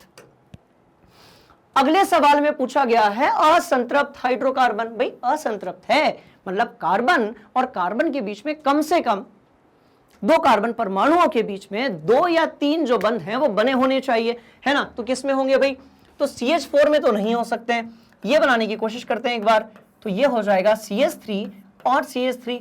नहीं नहीं, यहां तो सिंगल जो है बॉन्ड बना हुआ है। अच्छा ये देखते हैं, तो C 1 2 3 1 2। अच्छा कैसे बनाओगे भाई संरचना, क्या याद रखना है, कार्बन बोले तो 4 आबंध और हाइड्रोजन बोले तो 1। बात समझ में आ रही है? तो बस देखिए, तो यही हमारा आंसर होगा, दैट्स ऑल। ये नहीं हो सकता, क्यों नहीं हो सकता भाई, तो CH3 CH2 और ये यहां पर फिर CH3 आ गया। तो ध्यान से देखिए ना, 3 कार्बन है और 6 आपके हाइड्रोजन है। बात समझ में आ रही है? इसका मतलब ये नहीं हो सकता, तो आंसर जो होगा वो होगा ऑप्शन नंबर C यानी कि ग। ठीक है, ध्यान से देखो, बिल्कुल सही बात। अब देखो बच्चों, अब क्योंकि इतनी प्रैक्टिस कर ली है क्वेश्चंस की कि अब जितने भी सवाल आएंगे ना उसको धमाधम करने वाले हैं हम लोग, बिल्कुल जल्दी जल्दी। ठीक है, तो क्या लिखा हुआ है, एलपीजी में कौन सा कार्बनिक पदार्थ पाया जाता है? तो हमने ये देखा था कि जितने भी हाइड्रोकार्बन होते हैं वो अच्छे ईंधन भी होते हैं। पेट्रोलियम जो है वो अपने आप में एक हाइड्रोकार्बन का पूरा ग्रुप है। ठीक है, तो कौन सा होगा भाई, इथेन तो नहीं होता, प्रोपेन भी नहीं होता, हाँ ब्यूटेन जरूर होता है ना। ध्यान से देखिए, एलपीजी में ब्यूटेन होता है और जो बायोगैस या गोबर गैस संयंत्र होता है उसमें मीथेन और इथेन और प्रोपेन तीनों पाए जा सकते हैं। तो आंसर क्या होगा, ब्यूटेन होगा। बिल्कुल सही बात है, बिल्कुल सही बात है। चलिए आगे बढ़ते हैं। पूछा गया है भोपाल गैस त्रासदी में, ओहो बात हो रही है 1983 की, है ना, और यहां पर सॉरी 1984 की, और यहां पर पूछा गया है जो भोपाल गैस त्रासदी थी जिसमें यूनियन कार्बाइड की फैक्ट्री से एक गैस लीक हुई थी जो कि काफी भयंकर हादसा था। ठीक है, चलिए, तो उसमें कौन सी गैस जो है वो लीक हुई थी, तो भाई मिथाइल आइसोसाइनाइड। क्लोरोफॉर्म नहीं हुई थी, ईथर नहीं हुई थी, ये तो ऑप्शन में नहीं है, तो मिथाइल आइसोसाइनाइड, है ना। चलो आगे बढ़ते हैं, बिल्कुल सही बात है। चलिए अब देखिए सल्फ्यूरिक अम्ल क्या है, तो भाई इसको जानना बहुत जरूरी है क्योंकि जो सल्फ्यूरिक अम्ल है वो आपका रसायनों का राजा है। सल्फ्यूरिक अम्ल को हम और क्या कहते हैं भाई, किंग ऑफ केमिकल। और बहुत ही भयंकर, बहुत ही ज्यादा इसकी अम्लता होती है, बहुत ही ज्यादा अम्लीय होता है। बात समझ में आ रही है? तो सल्फ्यूरिक अम्ल कौन सा होगा भाई, तो ये होगा H2SO4, आप सभी जानते हैं ना। तो आंसर क्या होगा, H2SO4 होगा। ऊपर वाला जो है वो नहीं हो सकता, बाकी के नहीं हो सकते। चलिए तो आंसर चेक करते हैं, बिल्कुल सही बात है। अब देखते हैं अगले सवाल में क्या पूछा गया है, इथेन में कितने सहसंयोजन आबंध होते हैं? सबसे अच्छा तरीका इथेन ही बना लेते हैं। बात समझ में आ रही है तो बनाते हैं ना। बात हो रही है इथेन की, मतलब कार्बन कितने होंगे भाई, 2 होंगे। तो ये रहा आपका C2 और क्या बताया गया था भाई, CnH2n+2, तो ये हो जाएगा 6। तो ये कुछ इस तरीके से बनेगा, ये हो गया कार्बन कार्बन 1 2 3 1 2 3, यहां hydrogen hydrogen hydrogen hydrogen hydrogen and hydrogen. Count कर लेते हैं, ध्यान से देखिएगा, काउंट कर लेते हैं भाई, पहला दूसरा तीसरा चौथा पांचवा छठवां और सातवां। तो 7 है, मतलब आंसर होगा ये वाला। कहानी समझ में आ रही है? तो कितना आसान है जब आपके कॉन्सेप्ट्स क्लियर रहते हैं तो सवालों के जवाब दे पाना। और आपके हर सवाल का जो जवाब है वो हर टॉपिक के लिए दिया हुआ है मैग्नेट ब्रेन्स हिंदी के प्लेटफॉर्म पर। बात समझ में आ रही है? तो आप साथ साथ में कमेंट करते जाइए जहां पर आपको डाउट है और लाइक करते जाइए। क्लियर हो गया? चलिए आगे बढ़ते हैं। तो ये तो हमारा आंसर होना चाहिए 7, है ना। बिल्कुल सही बात है, आंसर जो है वो कितना है, 7 है। चलिए स्टूडेंट्स, तो बिल्कुल भी समय नहीं लेंगे, बढ़िया से सारे कॉन्सेप्ट जो है उसको आपके दिमाग के अंदर फिट करेंगे। मतलब जब आप एग्जाम देने जाओ और आपके सामने प्रश्न पत्र आए तो आपको यह फील होना चाहिए कि ये सारे क्वेश्चन जो है वो सर ने क्लास में करवाए थे। बात समझ में आ गई? अब देखिए क्या पूछा गया है, ठीक है, एथेनोइक अम्ल का साधारण नाम क्या है भाई? एथेनोइक अम्ल जो है इसका साधारण नाम क्या है भाई? तो एथेनोइक अम्ल होगा। अच्छा, तो हमने ये देखा था कि जो कार्बन के यौगिक होते हैं उसके 2 प्रकार के नाम होते हैं, एक सामान्य या साधारण नाम होता है और एक IUPAC नाम होता है। तो इसका एथेनोइक अम्ल जो है भाई वो तो आपका क्या है, IUPAC नाम है। है ना, समझ लेते हैं। IUPAC जो पूरी दुनिया में मान्यता मिली है जिसे, ठीक है। अच्छा, IUPAC का जो है फुल फॉर्म भी देख लेते हैं, पूर्ण रूप क्या होगा, international union for pure and applied chemistry, इसे याद रखिएगा, है ना। चलो, तो एथेनॉइक अम्ल का साधारण नाम क्या है, मौलिक है, नहीं है, एथेनॉइक अम्ल ये तो लिखा ही हुआ है, ये थोड़ी होगा, एसिटिलीन नहीं होगा तो क्या होगा, एसिटिक अम्ल होगा।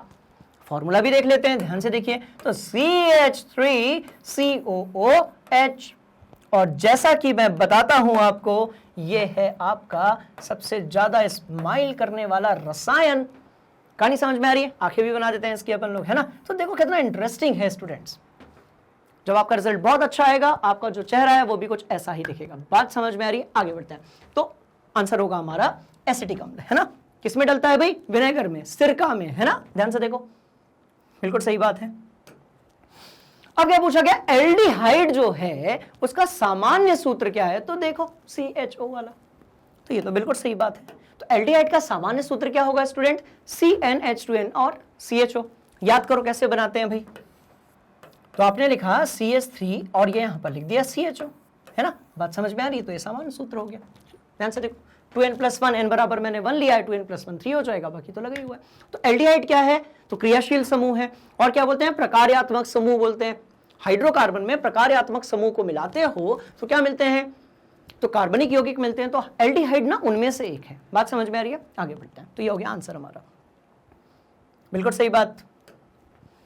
अब क्या कहा जा रहा है, जो कार्बनिक यौगिक जिनके अणुसूत्र समान होते हैं, अच्छा अणुसूत्र एक जैसे हैं, मतलब द्रव्यमान भी एक जैसा होगा, मतलब परमाणुओं की जो संख्या है वो भी एक जैसी होगी, बात समझ में आ गई। तो जिनके अणुसूत्र कैसे होते हैं भाई, समान होते हैं, पर भौतिक और रासायनिक गुणधर्म जो हैं वो अलग अलग होते हैं, तो क्या कहते हैं, समव्यय, ठीक है। तो क्या हो जाएगा, समव्यय, बात समझ में आ रही है। समजातीय नहीं हो सकता, विजातीय नहीं हो सकता, सभी तो हो ही नहीं सकता, तो आंसर क्या होगा आपका, समव्यय, ठीक है। समझने की कोशिश, एक एग्जांपल लेते हैं, ध्यान से देखिए। तो आपने लिखा CH3 CH2 और यहां पर OH, तो ये पहला था। अच्छा, दूसरा वाला बनाते हैं ना स्टूडेंट्स, देखो CH3 O एंड CH3, तो भाई ऐसा है, ये जो चीज है ये क्या है, तो ये है आपकी एल्कोहल, और ये जो चीज है ये क्या है, तो ये आपकी ईथर है।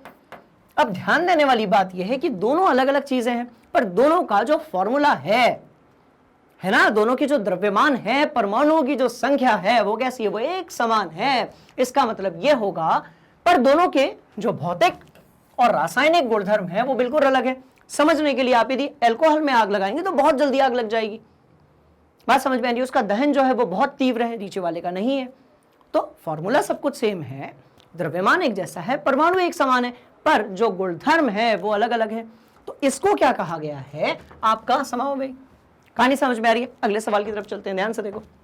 आंसर तो ये होना ही चाहिए, क्योंकि इतनी बार देख लिया है, अब कंप्यूटर जी जो है वो वही लगाएंगे जो हम चाह रहे हैं, जो हमने सीखा है, बात समझ में आ रही है, तो ध्यान से देखिएगा। अब देखिए, वो समव्ययी जो एक दूसरे के दर्पण प्रतिबिंब बनाते हैं वो क्या कहलाते हैं भाई। अच्छा, पढ़ तो रहे हो कक्षा 10वीं, पर क्योंकि आपका कॉन्सेप्ट इतना अच्छा हो चुका है कि बीच बीच में एक दो सवाल जो हैं वो कभी कभी कक्षा 12वीं से पूछ लिए जाते हैं, बात समझ में आ रही है। तो क्या पूछा गया है, दर्पण प्रतिबिंब, तो भाई किसका बात हो रही है। देखो बच्चों, कभी कभी क्या करना है, आप लोगों को कॉमन सेंस भी यूज करना है। ऐसा नहीं कि आप हर चीज को जो है वो रट कर पढ़कर चले जाएंगे, है ना। क्या मिल रहा है भाई, दर्पण प्रतिबिंब मिल रहा है, बात समझ में आ रही है। इसका मतलब यह हुआ कि प्रकाशीय समव्यय होंगे वो, तो यही हमारा आंसर होना चाहिए, है ना। ध्यान से देखिएगा, बिल्कुल सही बात। अब देखते हैं, एल्केन की तुलना में एल्कीन कैसी होती है, तो भाई अधिक क्रियाशील होती है, कम होती है, या बराबर। बराबर तो नहीं हो सकती, तो ये नहीं हो सकता, ये नहीं हो सकता। अब जो एल्कीन है ना, इसकी रिएक्टिविटी ज्यादा होती है, तो क्या होगा, अधिक क्रियाशील होगा, तो यही हमारा आंसर है। बात समझ में आ रही है, क्रॉस चेक करते हैं, क्या बात है, बिल्कुल सही बात है। चलो आगे बढ़ते हैं। अब पूछा गया वनस्पति तेल जो होता है, ठीक है, या वसा, अब बोल रहे हैं वनस्पति तेल जिसको हम डालडा भी कहते हैं, है ना, या वसा की बात हो रही, तो ये सोडियम हाइड्रोक्साइड विलयन के साथ गर्म करने पर क्या मिलता है, तो भाई साबुन मिलता है और ग्लिसरॉल मिलता है। साबुन मिलेगा और क्या मिलेगा, ग्लिसरॉल मिलेगा। चीनी नहीं मिल सकती, ग्लूकोज नहीं मिल सकता, पैक्टोज नहीं मिल सकता, तो आंसर क्या होगा आपका, क होगा, है ना। तो ये इंफॉर्मेशन बेस्ड क्वेश्चन है, इसकी रिएक्शन भी हम कर सकते हैं, बात समझ में आ रही है, ध्यान से देखिए। तो ये हमारा आंसर होगा, क्या बात है, बिल्कुल सही आंसर है। अब क्या पूछा गया है? मवेशी खाना के आसपास कौन सी हानिकारक गैस अधिकतम होती है? ओके, अब आप मुझे एक बात बताओ, क्या आपको एलपीजी की जो गैस होती है ना, वो और जो गोबर गैस या बायोगैस प्लांट की जो यंत्र की से निकलने वाली जो गैस होती है, उसकी जो गंध है वो एक समान लगती है, अलग अलग लगती है? तो आप देखेंगे कि जो गोबर गैस है उसकी अलग प्रकार की गंध होती है और जो एलपीजी है उसकी अलग प्रकार की होती है। तो एलपीजी में पाया जाता है ब्यूटेन और गोबर गैस या बायोगैस में पाई जाती है मीथेन। बात समझ में आई? तो कैसे याद रखेंगे? गोबर गैस प्लांट से याद रखेंगे, है ना। तो कैसे? मवेशी खाना के आसपास, तो वही चीज जो है वो फिर कैसे भाई डिकम्पोज होकर फिर वही तो गोबर में बनेगी ना। बात समझ में आ रही? तो जहां पर भी बहुत ज्यादा आपका जो जैविक अपशिष्ट है वहां आसपास पाई जाती है मीथेन गैस। कहानी समझ में आ रही है? एक और इसकी कहानी है, यदि कहा जाता है कि समंदर के आसपास कहीं पर मरी हुई व्हेल मछली है तो उसके पास नहीं जाना चाहिए। क्यों नहीं जाना चाहिए भाई? बहुत बड़ी व्हेल मछली मरी हुई है, उसके पेट के अंदर बहुत सारा खाना होगा और बहुत सारी कौन सी गैस बनेगी? मीथेन गैस बनेगी। यदि आप उसके पास गए सॉरी, यदि आप उसके पास गए तो वो जो हानिकारक गैस है जिसको आप क्या कह रहे हो भाई? मीथेन कह रहे हो ना, वो आपके अंदर चली जाएगी, वो हानिकारक हो सकता है। इसीलिए जो मवेशी जीव जंतु जो है उनके अपशिष्ट के कारण जो भी गैस बनती है वो कौन सी है भाई? मीथेन गैस है। कहानी समझ में आ गई? आगे बढ़ते हैं, चेक कर लेते हैं इसको पहले अपन। बिल्कुल सही बात है। अब देखो, अब पूछा गया कौन सा हाइड्रोकार्बन कमरे के ताप पर ठोस है? मीथेन नहीं हो सकता, ब्यूटेन नहीं हो सकता, ऑक्टेन नहीं हो सकता। कैसे बता रहा हूं? एक है तो मीथेन भाई, दो है तो इथेन, तीन है तो प्रोपेन, 8 है तो ऑक्टेन। आपको पता है ये जो चीज है यही तो पेट्रोल है, ये पेट्रोल का रासायनिक नाम है। बात समझ में आ गई? तो ये तीनों जो है ये कैसे पाए जाते हैं भाई? गैसीय अवस्था में। पर क्या होता है कि जैसे जैसे कार्बन की संख्या बढ़ने लगती है वैसे वैसे उसका जो घनत्व है वो भी बढ़ने लगता है। बात समझ में आ रही? तो घनत्व के बढ़ने से क्या होगा? वो गैस से किसमें परिवर्तित हो जाएगा? ठोस में। तो आंसर क्या होगा? C220H42। तो वही हमारा आंसर होगा। चेक कर लेते हैं एक बार। ना ठीक है, बिल्कुल सही बात। आप ध्यान से देखिए, अब पूछा गया है इनमें से कौन सी गैस जो है वो धातु की वेल्डिंग में प्रयुक्त होती है? तो पढ़ाया गया था एसिटिलीन होती है। एथेन नहीं हो सकती, ब्यूटेन नहीं हो सकती, एथिलीन नहीं हो सकती, और इसको भी हम ऑक्सीजन के साथ मिलाते हैं।